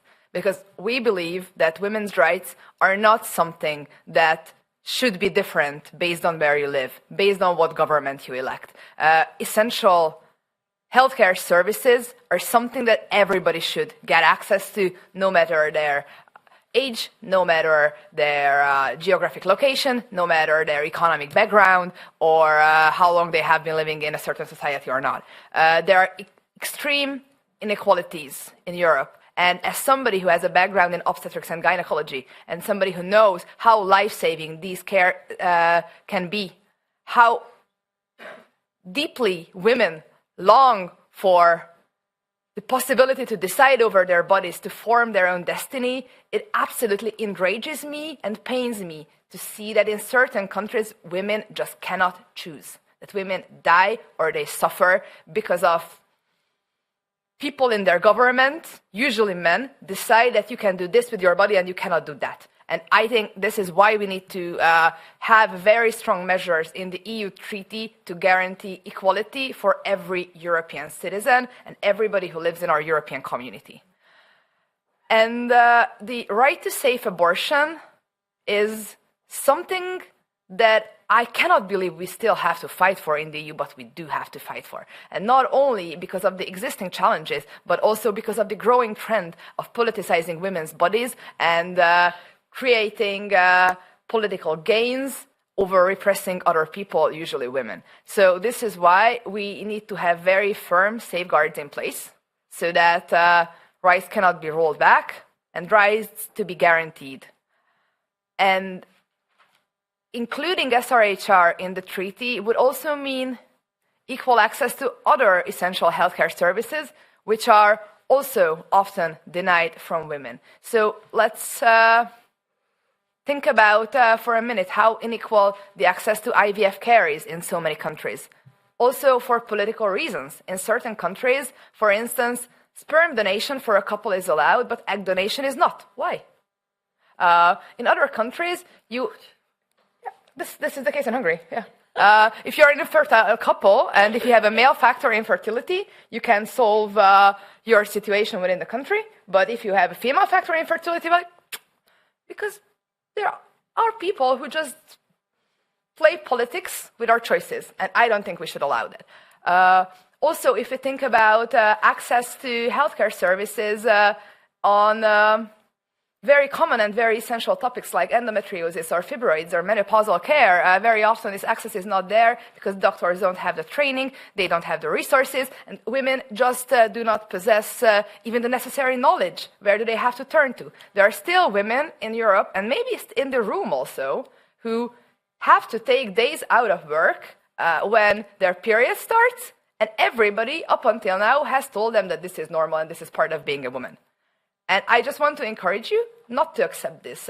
Fight for your rights, fight for your right to live in your body a healthy life as somebody with a uterus, and fight for guaranteeing equal rights and equal access in the EU treaties, because this is not something that we should be selective about. This is not about politics.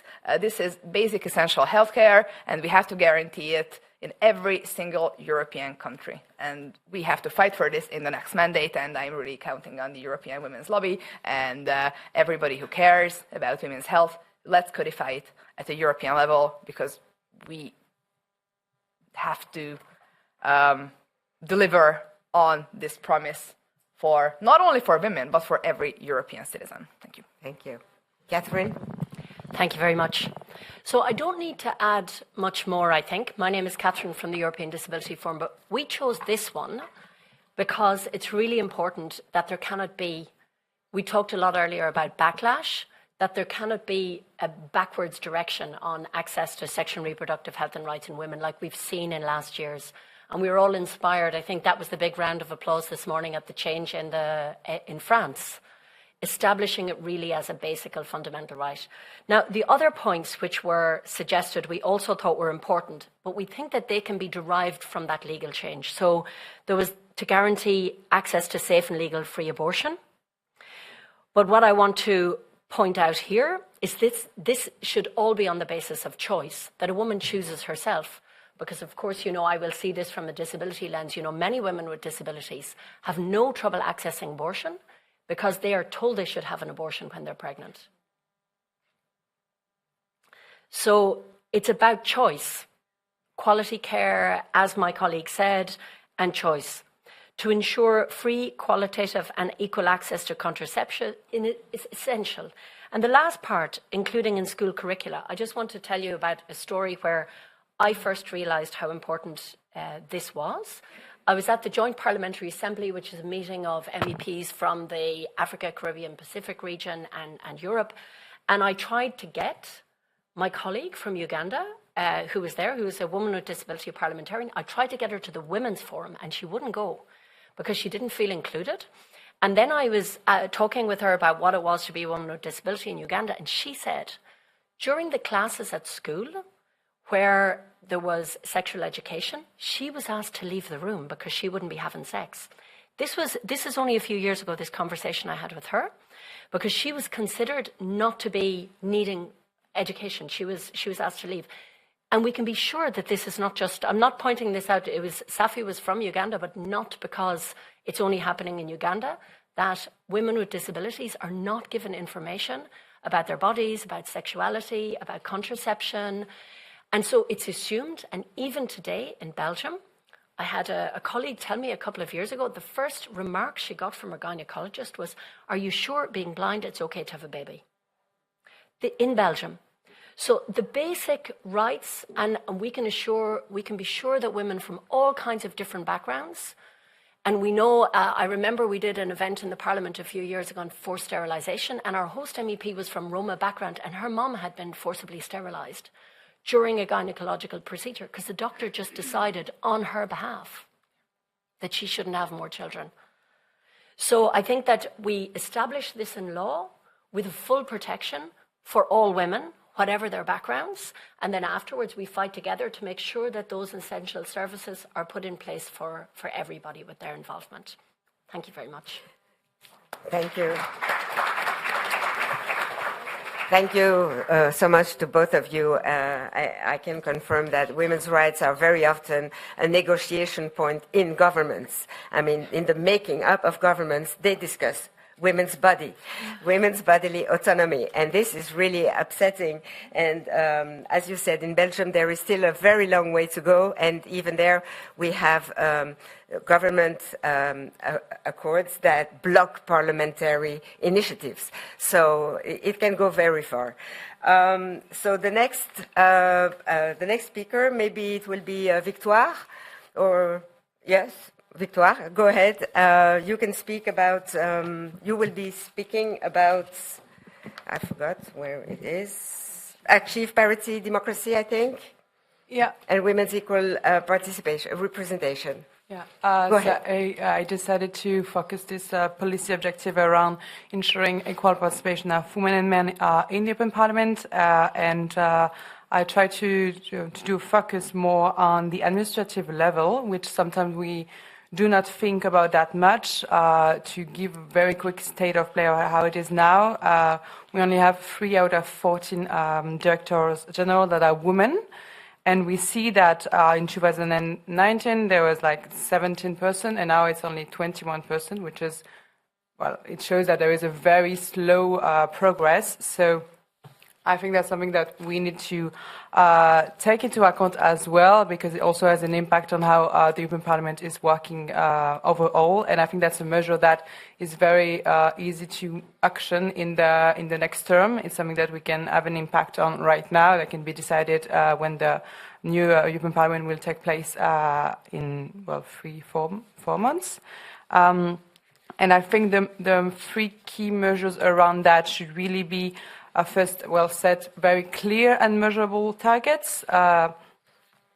And we need also to acknowledge the fact that sometimes it takes time to have an evolution. And I think that's why having some progressive targets is also a way to have a better chance to really achieve change, meaning that maybe we could have a 30% objective in 2027 and a 40% target in 2030, which could be really something achievable and not something unrealistic. I think that's, for one, a very, very important. But we also shouldn't forget that, as we already said before, women are not an homogeneous group. They have very different lives depending on their intersecting identities, and that's something that should really take into account, that quotas are not going to solve this issue.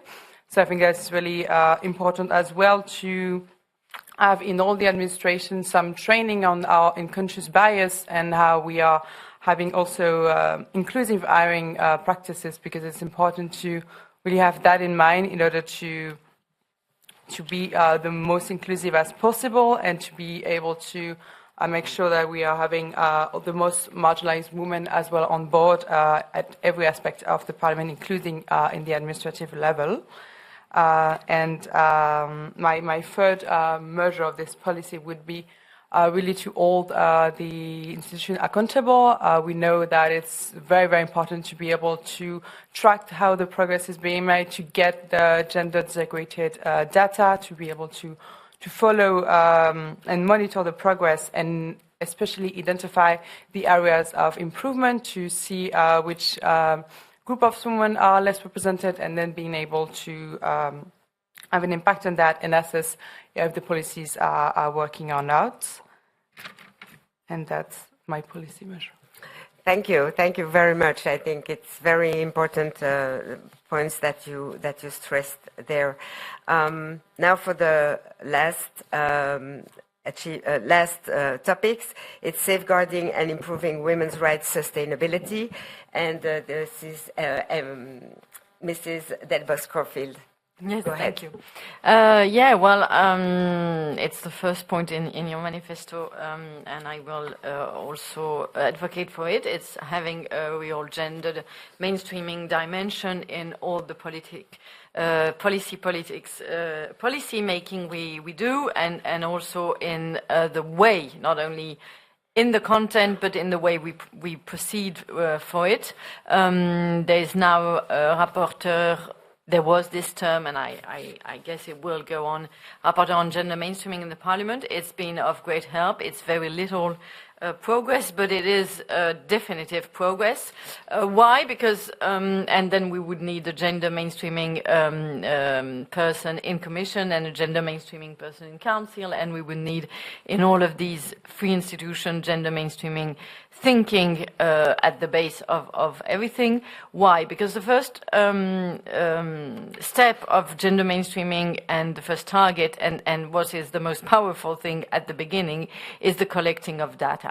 And this is the first way that you get past, indeed, what you said, the idea that gender is written in the text, so it's effective and we have no problem anymore, which is a very, very common feeling and thinking in all of the European institutions. EU feels itself as an advanced, progressed world, territory where, we have written very clearly in our text that there's gender equality, so there's no problem anymore. And then people, even in the women's world, people have this feeling and they stop there. So having access to data is showing that in Parliament, for example, the huge difference in composition of the political committees and how you are more than 80% of women in FEM and more than 80% in AFCO, Constitutional Affairs, which is precisely the place where a number of procedures are decided for the institutions, for the future of Europe, for the Parliament itself.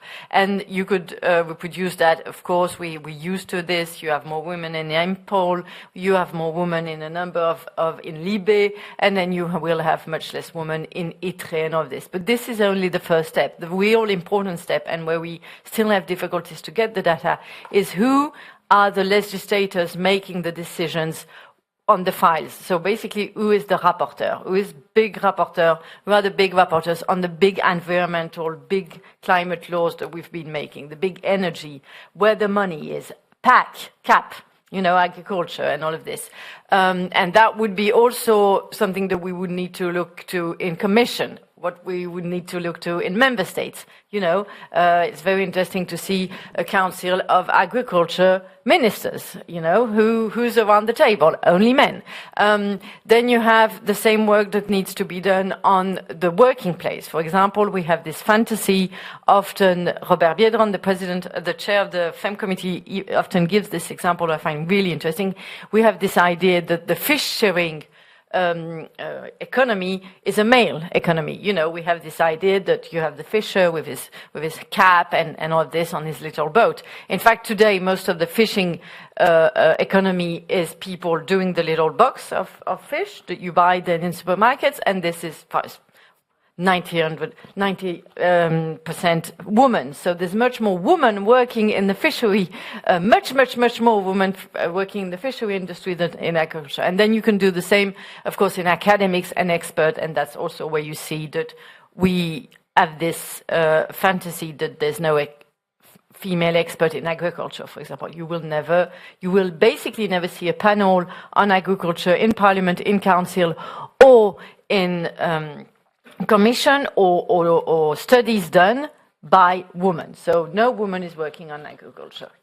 That's the sort of thing. And then it gives the feeling, then once you've done this collecting of data that is really eyes-opening, and then men and women around the table start thinking, Okay, wow, no, I had not realized.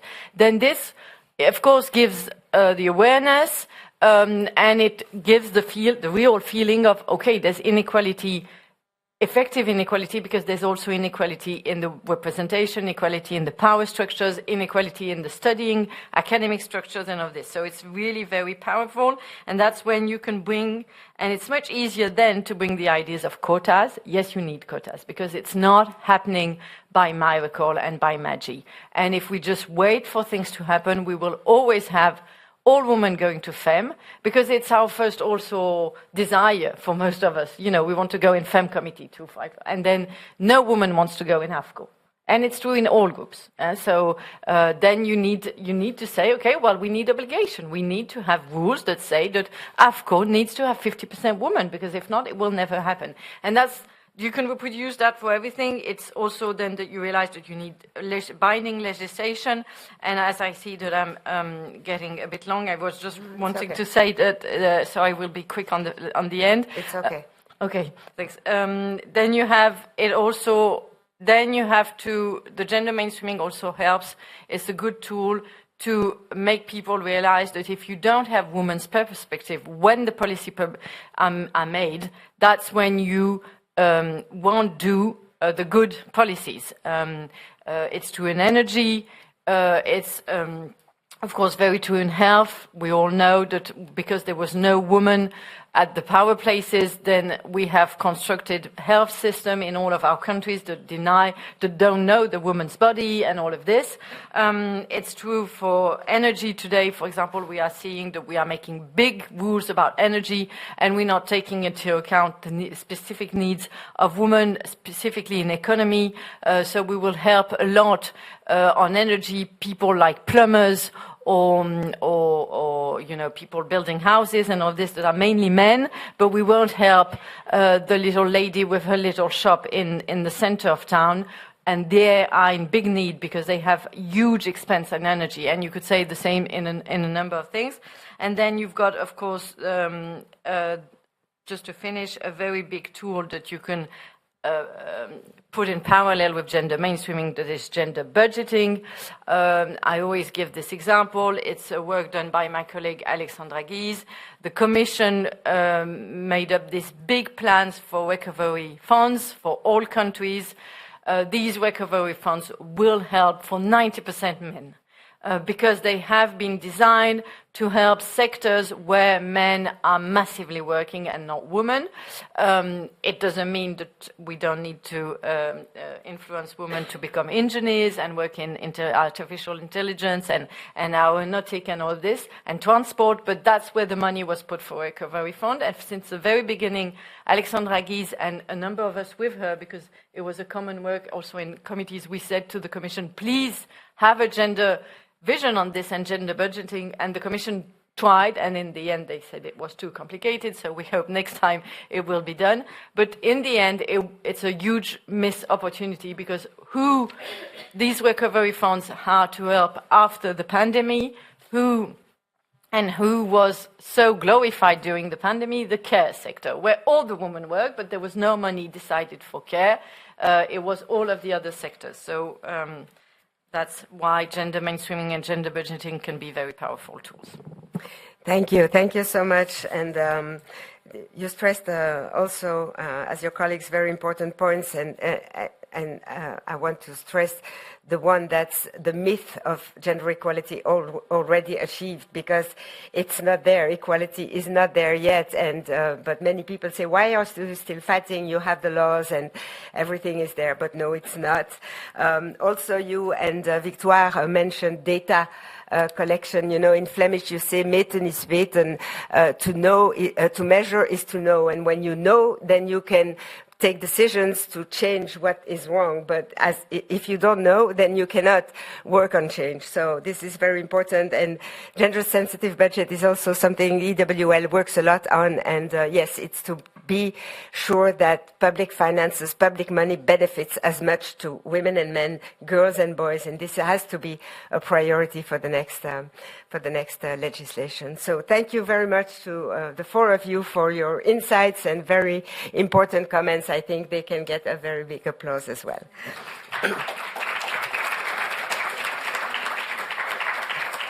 So, as I mentioned before, we are now going to ask you through a Slido for your preferred policy option. It will be very difficult because the four of them have put forward some very interesting points, but you will have to choose. Bye, thank you.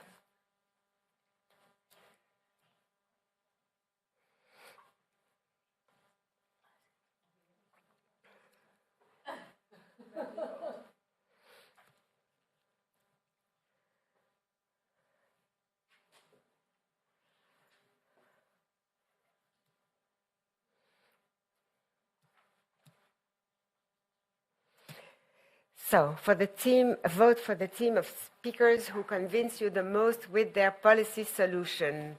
Was it guaranteeing women's bodily autonomy?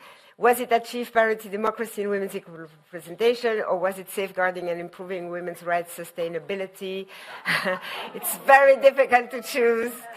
So, no, I don't like it either, but so... I think the number one today is definitely guaranteeing women's bodily autonomy. And so thank you, Kathleen and Catherine.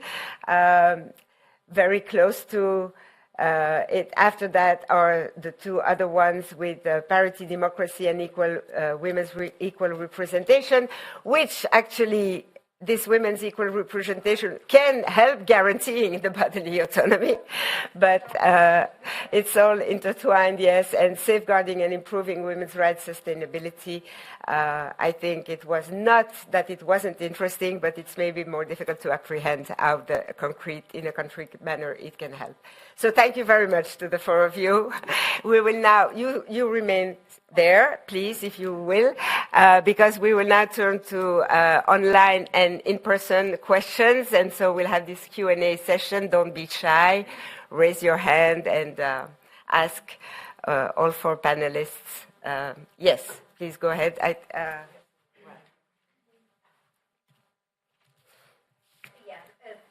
you, everybody. I'm Gabriele Abel from the University of Tübingen. I'm a researcher on EU and gender politics.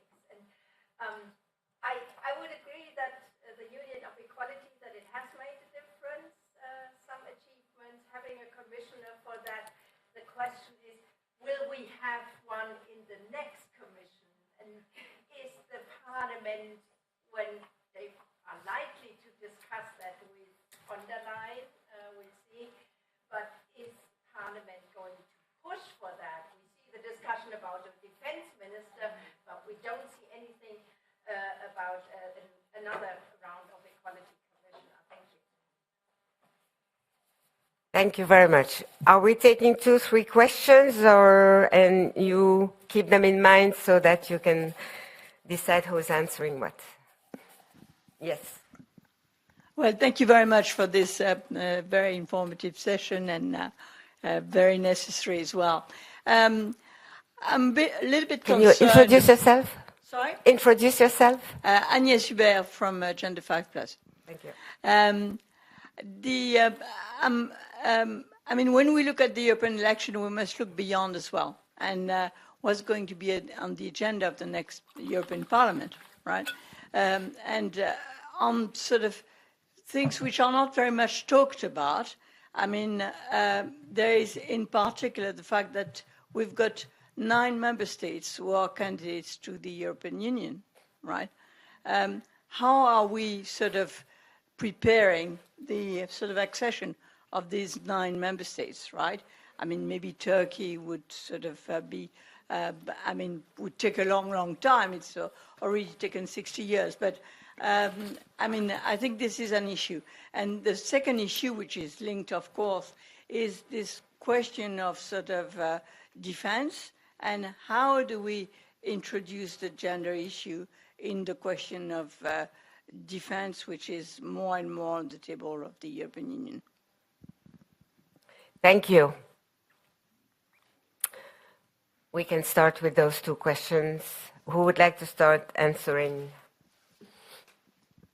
Yes, go ahead, please. So I'll start with the first question, and I really agree with you that there were a lot of changes in the last year due to having a Commissioner for Equality, just having somebody in the College of Commissioners. We saw the gender equality strategy, the disability strategy, Roma framework, LGBTI action plan. We saw a range of measures, and I would consider it to be very regressive if they removed having a Commissioner for Equality. Maybe there's a restructuring and there's a Commissioner for Equality and Fundamental Rights or something like that. But if there wasn't, I would consider it to be very negative development. I'm always a little bit cautious when we talk about, 50-50 representation, because one of the things that was mentioned by our chairperson at the beginning was the risks that we're all facing due to right-wing populism. And we know that women, we do jobs very well. So we also have some excellent female right-wing populist politicians who are not doing anything to advance the rights of women. So just having 50-50 women, I think you said we need feminists, we need people who are progressive, they may be men or women. I believe in representation and that mixture, but not necessarily that is the only thing that we need. So I'm really hoping that there will be the Equality Commissioner. It's something that we will campaign for, and we ask for in our manifesto on the elections. We'll continue to work with partners on this. I think the EU candidate countries, I see, certainly now I can only speak for the disability movement. The organisations of people with disabilities in the accession countries really look forward. They find this process gives them a lot of hope, and they hope that their disability policies will advance. Sometimes I think that there's more of a chance of change in the accession countries than the existing EU countries. So there is a feeling, for example, in countries where you have huge amounts of institutionalisation of people with disabilities, that needs to be addressed, with regard to EU accession. But I think, the support, the budgets, the funding need to be there to make sure that that will be possible. Certainly from the point of view, I know that the European Women's Lobby, also the Disability Forum and other networks work a lot with our members in those countries to tell them what is on the table, what you can ask for, what you can get into your laws at this point that your country is looking to be a candidate. So I will leave the other questions and more additional comments on these to my colleagues. Is there someone else who wants to add something to that first question or go to the next question? Yes, please. Kathleen, did you want to add something? Yeah, or you also? Yeah, but I can. Okay. So, first of all, the Equality Commissioner, and I fully agree with the proposal and also with your statement. I would just say that, so this parliament was able to make a difference in many ways because we had a centrist pro-European alliance of parties who could agree on many things, including supporting a more or less progressive agenda. Of course, I would have welcomed more and stronger action, but that was a coalition you could work with. And first of all, I think it's essential how the next parliament turns out, and I really hope that we can maintain this pro-European alliance at the center of our legislation, and then it will be our responsibility to demand an action plan from the Commission President, who we are going to elect. Because I think the next Parliament should not give a blank check to anybody who candidates to be Commission President. I think we need a strong parliamentary manifesto, a program, a coalition agreement between those parties who are intending to work together. And here, gender equality has to be a top priority, including an equality commissioner, but also concrete pledges that they are intending to take. And based on this negotiation, we can give our vote to somebody. Because when I got elected first in 2019, that was my first elected mandate. And honestly, I knew that the Commission President is one of the most powerful jobs in Europe. And then I was just sitting in this room and like these names were flying around and they're like, okay, so the council decided on this person, so just, go and vote and rubber stamp it. And I'm like, what? No, I'm elected to represent the people of Hungary. We are elected to represent the people of Europe. We are elected to represent an agenda. I am not giving a blank check to anybody, not even if like somebody I'm generally satisfied with. So this is also maybe an answer to your question, that we need to demand this from the Parliament. And just very briefly on the accession countries. Well, I think EU accession is an amazing process to push for societal change, for more possibilities, for everybody, and I think that we could do a better job in monitoring, because honestly, I am not exactly satisfied with the way Commissioner Várhelyi is handling the rule of law, alignment issues in the candidate countries, and I hope that in the next Commission we can put more pressure on fully achieving that level of equality and cooperation and values and state of rule of law in the candidate countries that we are hoping that we are looking forward in a potential member. So I think this is the way. Like, once you are in the process, you can support a lot of good changes, but you have to be very focused on actually indeed wanting to achieve good change and helping the people. And there's a lot of chances. And in terms of defense, I think representation, what Gwen said before, having female voices at the table and listening to their voices. No, I think that indeed the discussion should start now in the groups about what sort of commissioners we want and the huge importance of this commissioner, of this specific role. So this would come back. There was not the word gender also in the portfolio. I think it would be interesting to have it this time, even if we also need all the other equalities. And I think it would be unacceptable to come back on this. So I do hope it will happen.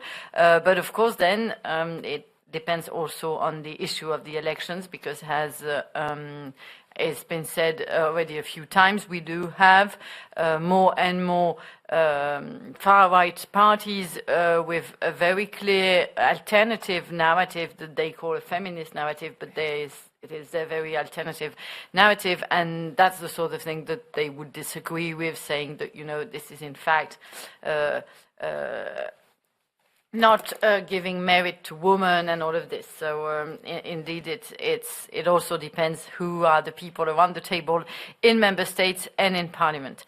On the accession countries, anyway, we have a problem in the way that we work in enlargement at the moment, so we need to reinvent it very clearly. Specifically, we don't work enough with civil society, and it's too much of a government to EU discussion.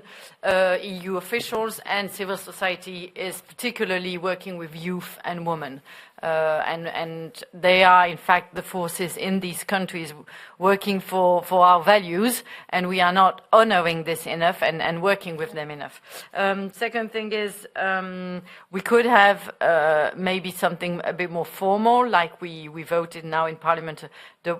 We wanted a feminist foreign policy. We could have a feminist accession policy, and we could try to, indeed, I think it's a blind spot, so I think it's good. And yes, that you mentioned that, because I think we should be working on this. And I want to say one specific thing about these accession countries, be it the Balkans and their history decades ago, or Ukraine with the very recent history. We have in these territories, we will have huge scars of sexual violence and sexual crimes that is not enough challenged in these countries, and will need to be challenged in Ukraine. It's decades of silence. Some young girls in the Balkans often tell that they know that their mothers were raped often during the wars, and it's a discussion that is never happening, and now we will have the same problem in Ukraine. And if we do have accession of these countries, this is really a piece of work that needs to be done, and it's, for the moment, I mean, I am quite amazed at how on the side it's put. We were supposed to have a first mission about this in Croatia to have a look on the work that they've done already. Fred Matic is one of those that was pushing this with me. It didn't happen, so I hope that in next term there will be that sort of mission from FEM. But other committees and the Parliament in general taking a bit, empowering itself on this topic. I try to be short, but just to jump back on what you said about the commissioner, I also agree that it's a huge step back if we don't have a commissioner on equality. And I also think something that we don't mention a lot, it's a bit apart from, but I've just realized that all commissioners are white, which is something that I didn't see before. And I think that's something that we need to really acknowledge in the next commission, because I do not think that it represents how Europe is. So I think that's something as well that should be discussed in the groups. If you are already discussing that, I think it's quite important. And maybe more on the question of gender issues in defense, I think that we saw some progress with the Gender Action Plan 3. That shows that we have an increase of women being in the external action services. But we do also know for a fact that it's not because we have women that we have gender mainstreaming. So, of course, it's very important to bring women around the table, but it's not enough to ensure that the gender issues are going to be discussed and taken into account whenever there is a discussion around defense. And as we are more and more talking about having this European defense, I think it's really the right time to discuss having a feminist diplomacy, a feminist policy, a feminist foreign policy. I think it's definitely the right time to also add that into the debate. Thank you very much. Before we have 2 online questions, and then we come back to presence in the room. Yes, go ahead. No. Now. Yes. Yes. So I have 2 questions from the chat, our live stream audience. So one question from Alexandra Silva. I'm reading it now. Women, peace and safety instead of security. That's the theme. Following the news about Europe entering into war, so the industry of defense, how can women's organizations assure a place in the table of negotiations? That's the first question. Second question from Pirko Malamaki. It is important that the EDF and EWL join forces in campaigning for equality, for the equality agenda. Could you elaborate on key issues for the next years and on the next steps? Yes, thank you. Sorry, thank you. If someone wants to answer one or the 2 regarding a seat at the table. You know, this diplomat said, if you don't have a seat at the table, then bring a folding chair. Is someone, one of you wants to answer the first question?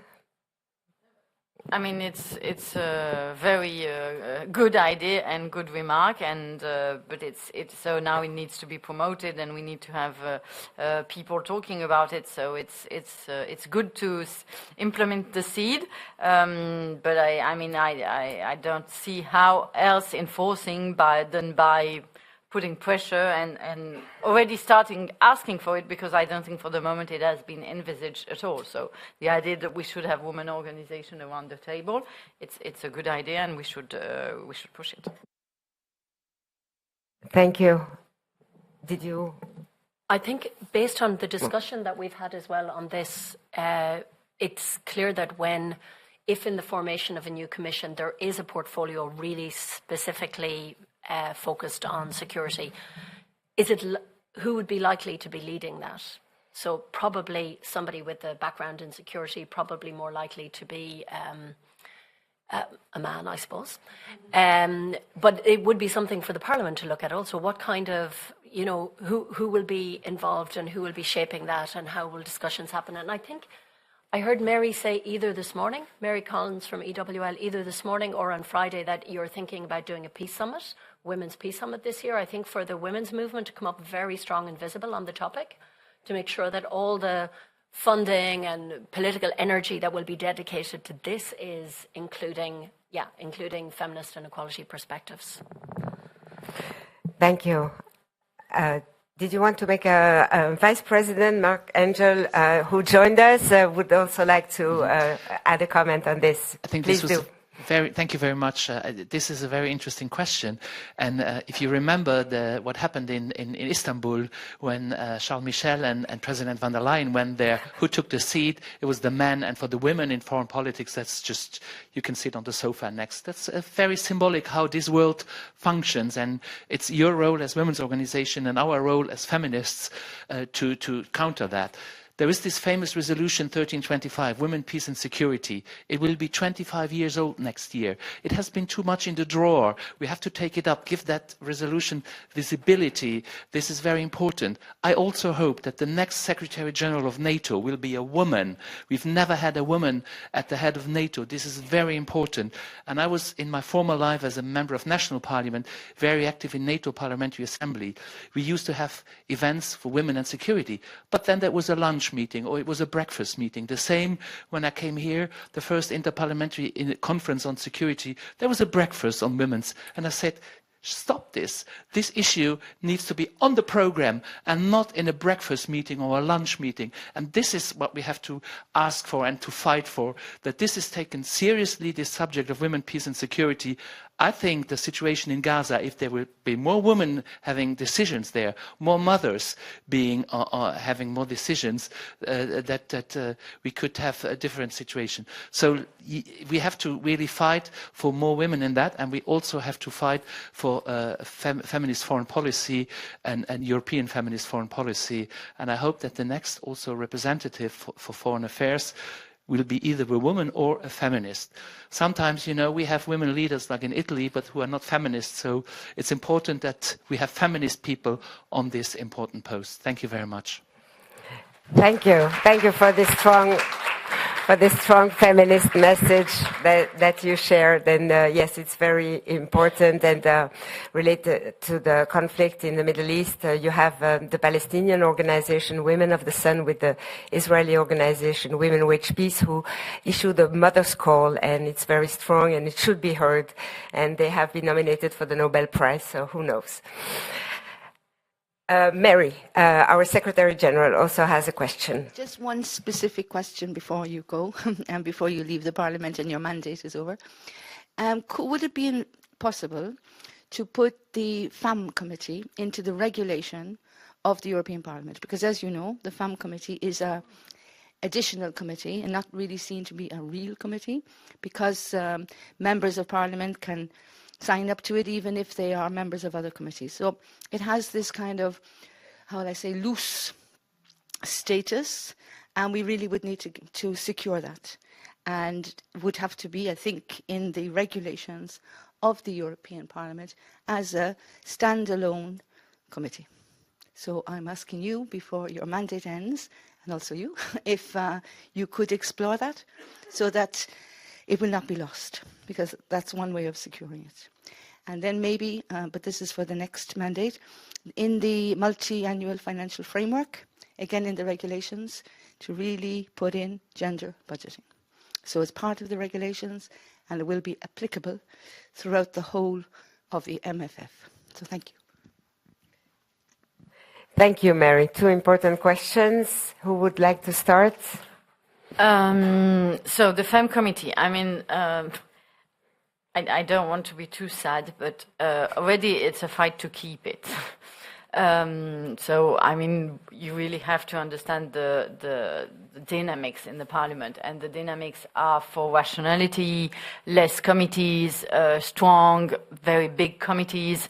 It's not only FEM that is very often put in danger, but I guess that FEM is one of the ones that is the most threatened. There was talks 6 months ago to reduce the number of committees, and FEM was the first one on the list to be out. It is not the case, and it's not a fight for the moment that we are winning, because once again, I mean, I really want to stress the problem that AFCO is a men committee, and it's in AFCO that this is discussed. How our internal procedures and rules is always an AFCO topic.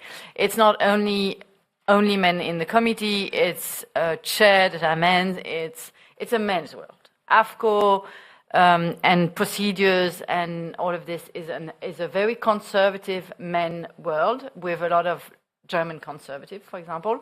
There are very clear rules, ideas on what should be rules for a parliament, and they just copy-paste the Bundestag and always say, that's been like that for 40 years and we shouldn't change. So it's a fight, and it seems to a lot of members, I think, very far, very procedural and all this. So we have an issue on that it's not enough invested. I often give the example that even my group, the Greens, that is one of those that is promoting itself as the most feminist, didn't manage to send a man this time to FEM committee. There were no men interested in the Greens. There are very little men interested in Renew and in S&D. No men, of course, in the others, but I mean, even these progressive groups. So we really have an issue on FEM committee being recognized as a place of value and where work is done. The fight that we are having at the moment, because new rules will be voted in the next session, so it's called EP 2024. We are already trying to work on the fact that opinions have a better value, because one of the big works of FEM committee is to do opinions. I think this can be a very good opportunity, because FEM can, just say, I need to make an opinion on this energy big law because I need the feminist perspective in it. So that's good. But for the moment, these opinions have never been read. They never included the big rapporteurs. When they get these opinions, they just say, oh, FEM opinion. Okay, thank you.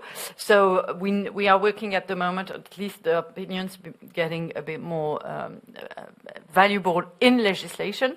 But I do think that there's a fight to be made for FEM committee to have more importance and to be more celebrated. It's also often forgotten that it's one of the rare parliament that has a FEM committee. It has a very nice history. We should celebrate this FEM committee more, but yeah. And I was just thinking that we didn't answer one of the questions in the next steps. I really think that there's a lot that was done in this term, but there's really not enough work that has been done on the very specific issue of women's poverty. We've had a few initiatives and resolutions coming from the Parliament, but it now needs to really influence Commission and Council. There's it's been said 20 times, the big next step is the Equality Council. I think this one is really a big step, and it's not mainstream as a topic for the moment in the Parliament. I don't get it, because it came from a Renew person. It's very we like it in Greens, in S&D, so I don't know why the groups are not empowering themselves more on this. And I want to say that on sexual and reproductive rights, it's the first time this term that we managed to have a parliament position with a majority on this, saying that sexual and reproductive rights and health should be in text, in fundamental text, and should become a European competence. There is a thread that we need to go on taking, because it's really the first time. And in general, in this term, it's the first time where we had resolution with abortion in it that were not voted down. And it's the first term where in EPP, it was not a group rule to vote against anything that would contain abortion. We have emancipation on this topic from a number of EPP women, the Irish and a number of others. So we have a change of mood in the EPP group, and I think that also we should be careful about that, because remember before, in the older former terms, I wasn't there, but I know, because it was something I would follow, if a resolution had a portion on it, and even sexual and reproductive rights, it would be voted down. Thank you. Kathleen? Yes, it was an interesting question, and it really got me thinking, and I am personally not convinced that it would be a good idea to make FEM as a committee to change the status of FEM. Because let's face it, I think most members are sent to the European Parliament by their parties to work on, on the AI Act and on energy and on these very big legislative things. And I think it's a good idea to have an option for them to have a seat in one committee, in the ITRE committee, but also to have a seat in the FEM committee, so that they can work on both issues and they can be more able to combine the perspectives. So I don't think this makes FEM necessarily weaker. Maybe we can discuss this. But I think it rather like opens up more doors for members to take part in it. And what I would see how to strengthen FEM committee is not necessarily through opinions, but to push for more legislation on women's rights, to have more things going through this committee that really change things, just like the pay transparency, for instance, that we had, or the women on boards, that were like major legislative pieces. So this is maybe a method to have better laws on women, better laws that are being carried by the FEM committee, and have more unique standalone powers. And I don't think this depends on, if you can have seat on the other committee next to FEM or not, but it's more like what legislation comes from the Commission and what can we push for. So, yeah, this is just my 2 cents here. Thank you. Is Victoire or Catherine and one of you want to comment? You don't have to. But... Okay. Mark, did you want to comment on that? I think we need a strong FEM committee, we need a strong Commission of Equality, Diversity and Gender Equality, and we need a strong council, a special council formation on equality, gender equality and diversity. It's about the 3 institutions where this has to be streamlined. Then people tell me, why do we need a council formation on this? This gender has to be mainstream through all council formations. Yes, that is true. But if there would be a specific council formation, they could take the lead, push the others, and therefore I think it's important that this issue of equality, gender equality, is taken very seriously in the 3 institutions. And by the way, I'm also very happy that in the European External Action Service, they have now also an ambassador for diversity and inclusion. I think this is very important. This is Stella Ronner. She does a wonderful work to also promote feminist foreign policies, to promote LGBTIQ plus rights, and to promote equality and diversity as a European value in the world, in our delegations. And it's only together, when all institutions work together, that we are strong. So the Parliament needs to have a strong FEM committee. Thank you. We have time for one more question, 1 or 2 more questions. Yes? Thank you.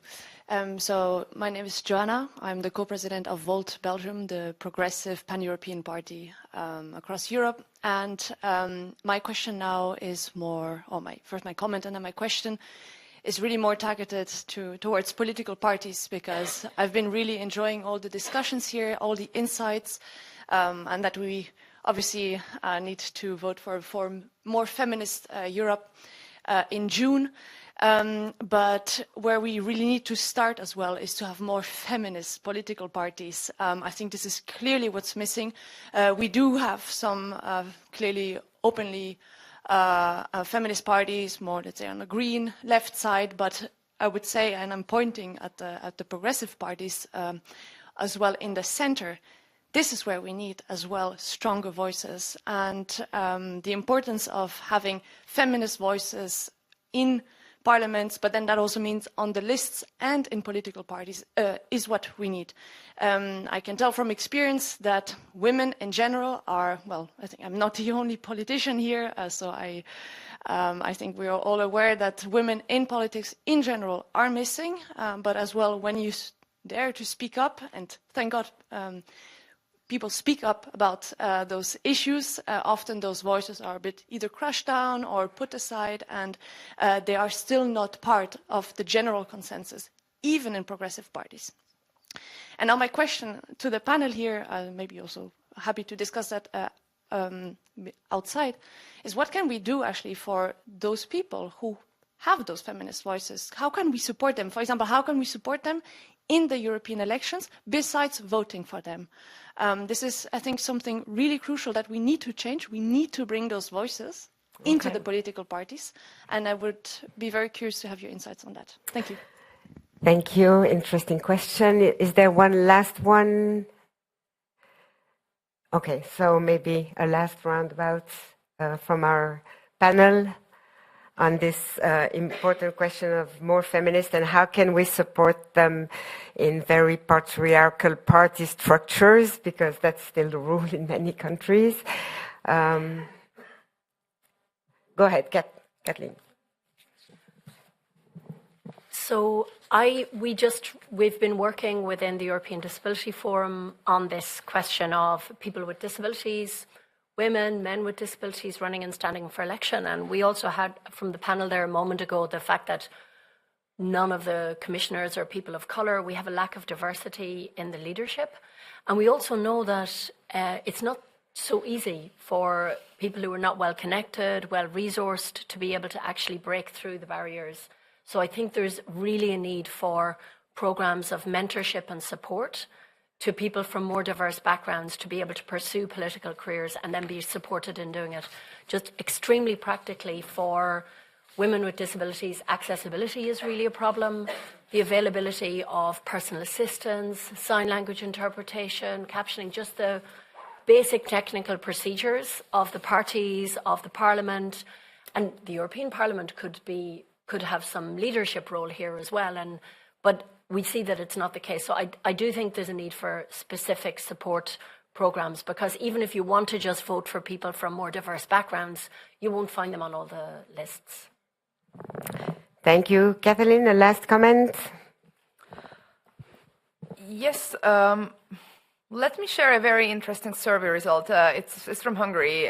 When we started our party Momentum back in 2017, we commissioned a study, and basically they asked the different groups of people, or like the people who represents different groups of people, like which party represents the youth, which party represents, I don't know, the working class, which party represents whatever, and then there was which party represents women. And for every question, there was, kind of like a distribution that like this party more, this party less. When it comes to women, 79% of people said that nobody represents them. Nobody.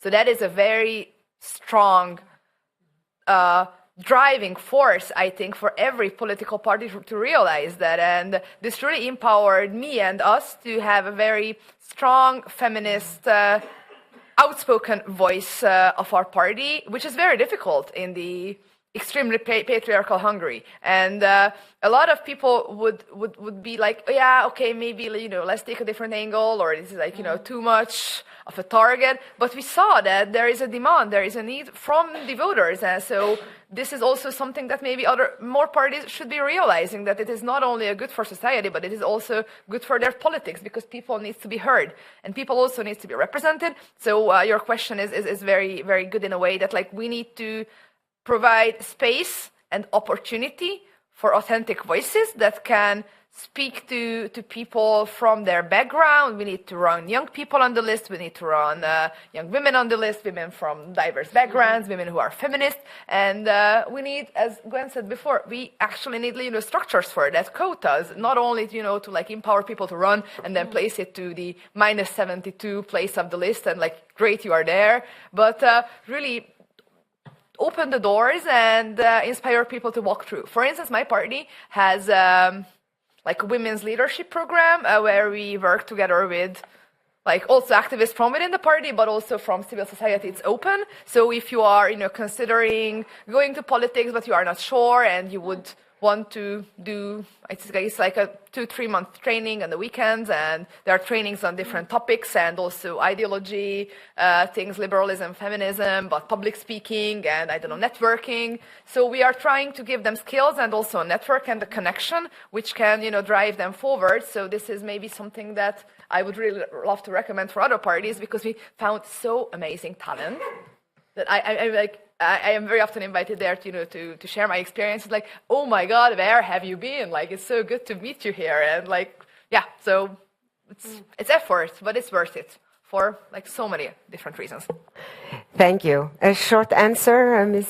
Elborn? No? Victoire, a short answer? Yeah, just a short to draw on what you said. I think the question is also a question of funding and money, because it's always, we already have those programs that are working very well. I think, if I'm not mistaken, the lobby as well has done a lot of activities on that. But I think, yeah, it always comes down to the question of money. We have the programs that are going well, but they need to be funded more and more. So I think, yeah, my last call will be really to increase the funding on this question. We agree. So this would close our session of question and answers. And before going to the closing remarks of the Vice President, Mark Angel, and our Secretary General, Mary Collins, we have a campaign video from Barbara Hendricks made specially for the EWL campaign.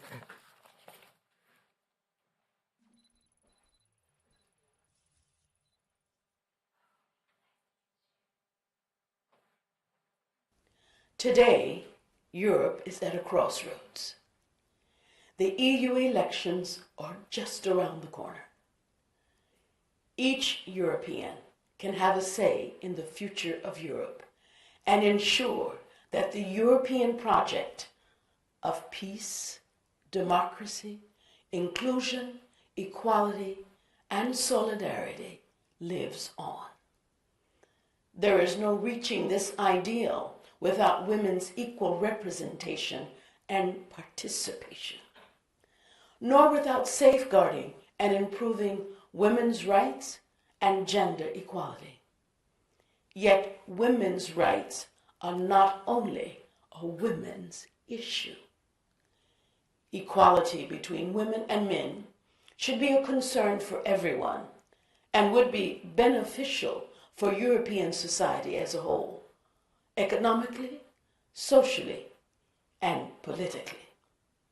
So let's join forces to ensure that women's rights and gender equality are put high on the political agenda of the next European mandate.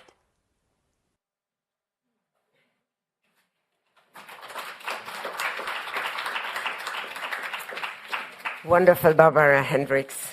So now for our concluding remarks on our vision for this feminist Europe, I call on Vice President Mark Angel if you want to address some remarks. Thank you.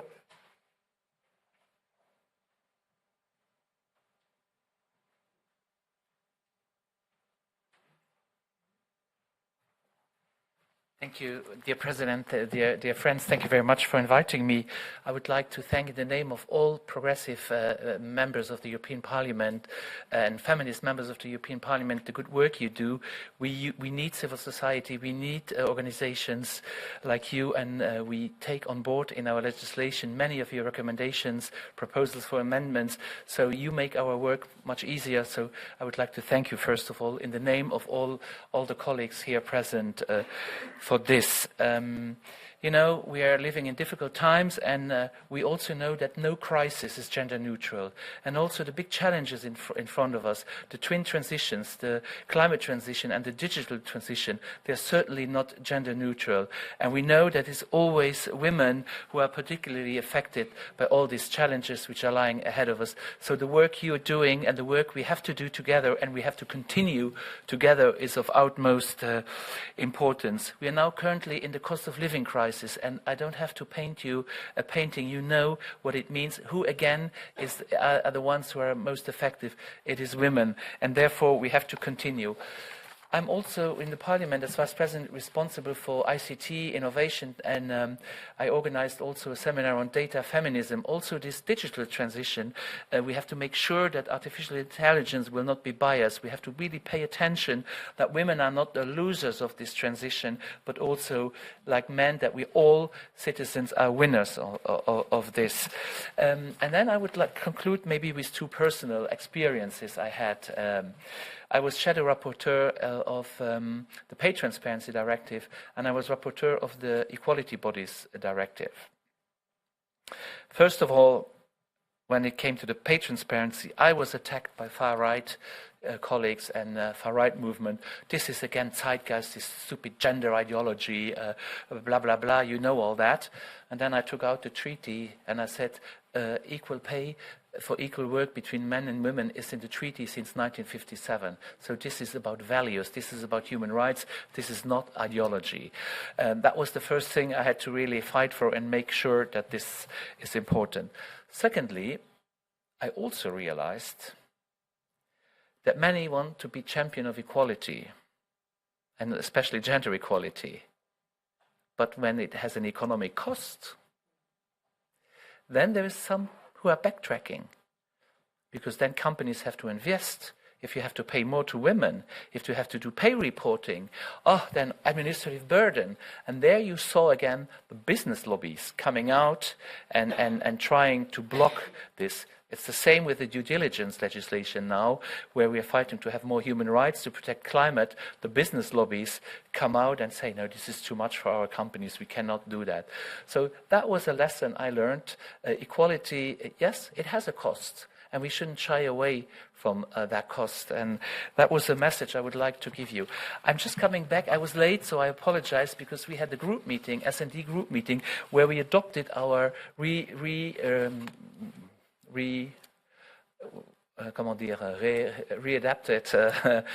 gender equality and women's rights position paper, and it was adopted also in the group meeting. This is something which is very important for us, and I will give you some. I have some copies if some colleagues, friends here are interested. I think this is very important for our group, but we're not the only one. We don't have a monopoly on that. I think the best is if the next European Parliament has as many feminists members. This would help you, this would help the European society, and as Barbara Hendricks said, and as you always say, it doesn't help only women, but it helps the society as a whole, and it helps also children's. Let's not forget children's rights. One last thing, because I forgot to say that before, we discussed about the composition of Parliament and the FEM committee. We also discussed in the group now that it is important that the next Parliament, the committees have to mirror the percentage of men and women in the plenary, because the example was given by our good friend Gwendolyn. The AFCO committee is a really old male-dominated committee, and this is a no-go. So we must have more equal representation always in the committees, and we can measure it with the ratio we have in the plenary. We should have the same ratio in the committee, because in AFCO, I know it, we have Gabi Bischoff, who is fighting there very hard and doing excellent work, but she's often she's blocked by this older colleagues. So this is also something which we should avoid in the next mandate. Strengthen, as we said, FEM committee, but also have a good balance in all the other committees. Having said that, you know, I'm not the only male ally. There's many of them in the parliament, and I hope also that their number grows, because it's only together that we can achieve gender equality and gender in the broad sense. And then one last thing I forget, this fight to get that word intersectionality in legislation. Oh my God, it's like, you had the feeling that the council banned two words, gender and intersectionality. That was, I hope now with the new government in Poland that there will be less opposition to that. But we had victories. In the Pay Transparency Directive, we managed, in the first leaked draft, there was a whole article on intersectionality, and then suddenly it disappeared, and we put it back. We tried to bring the concept back in the recitals. Unfortunately, only the council wouldn't go there. But then we took the revenge. We took the revenge in the Equality Bodies Directive, where we got this concept of intersectionality and also a gender-inclusive language. We got it not only in the recitals but also in the articles. So I think, as a parliament, we've progressed a little bit. Thank you also again, as I said in the beginning, thanks to you, thanks to the lobbying. There is a lot of positive lobbying also, and so thank you very much. And it was a pleasure being here, and I hope I will try to be re-elected. By the way, my list is 50-50, because in Luxembourg we have a law that if the parties don't put up a list of 50-50, then there is less public financing for the campaign. I think this is very important, and I'm very proud that on my side as a lead candidate, there's a young woman she's not so known yet, but this is very important that parties profit if they have a senior member, be it a man or a woman, than to put a younger, more unknown member next to it from the opposite sex. I think this is good to put people on top of lists and to show that there is talent in the parties and that we have young people in the parties, because we have a responsibility too in having a broader diversity. Thank you very much, and have a good day. Thank you.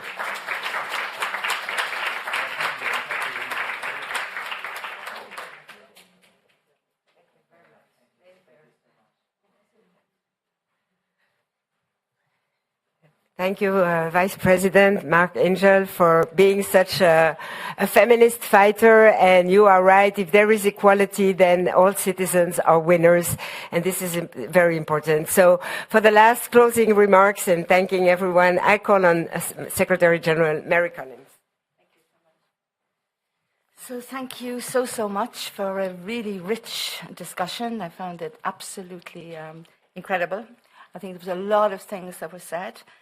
We started off by knowing that only 51% actually voted in the last election. That has to change. So we must make sure that Europe is brought into the hearts of our citizens, women and men throughout the European Union, because it shapes our lives. Europe does matter, it does count, and decisions made at European level do have an impact on all our lives, no matter where we live and operate in the EU. We heard about the way our bodies are negotiable and the way that it becomes a political game. And at the end of the day, it does impact on the type of measures and policies that will be played out at member state level.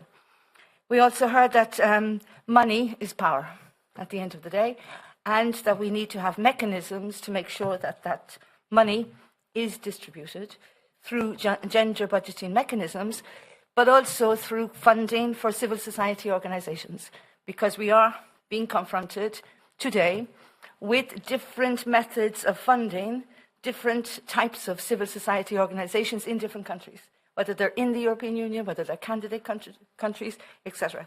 So we must make sure that there's not a first-class, second-class citizenship, and that is being promoted through our funding mechanisms as well. So we have to keep an eye on that. So that's why it's really important to have our institutional mechanisms. And as Mark said, it has to be at the Council level, the Commission level, and the Parliament level. We have to work hand in hand and ensure as well that civil society is very much part of that in terms of civil dialogue, so that we can actually move forward together. Just finally then to say that our manifesto, at the end of the day, is a holistic feminist agenda, which covers women in decision-making, to bodily integrity, to reproductive health and rights, to the eradication of all forms of violence, including sexual exploitation, prostitution, pornography, also looking at a feminist economic model, I will support that, gender budgeting I mentioned, and peace and security. So it's a holistic. It all goes hand in hand. You can't have one without the other, so to speak. So that is the strength, I think, of our manifesto.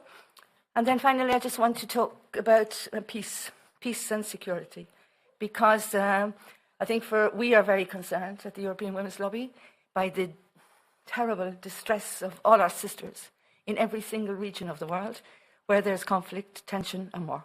And the list is getting longer, unfortunately, every day.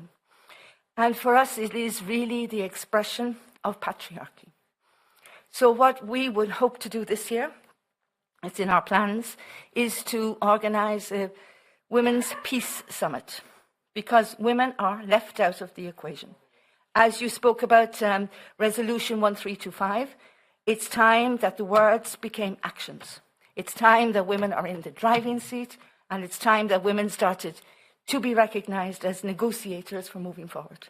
So our Women's Summit, which we will give you more information about because it's only in the making now, but we intend to do it before the end of this year, and to put the pressure on international community, including the European Union, to take women seriously and to ensure that our next decade is working towards peace and security for everybody, because what's happening now is just not acceptable. and the suffering of our sisters is just not okay. And now. So we will please tune in.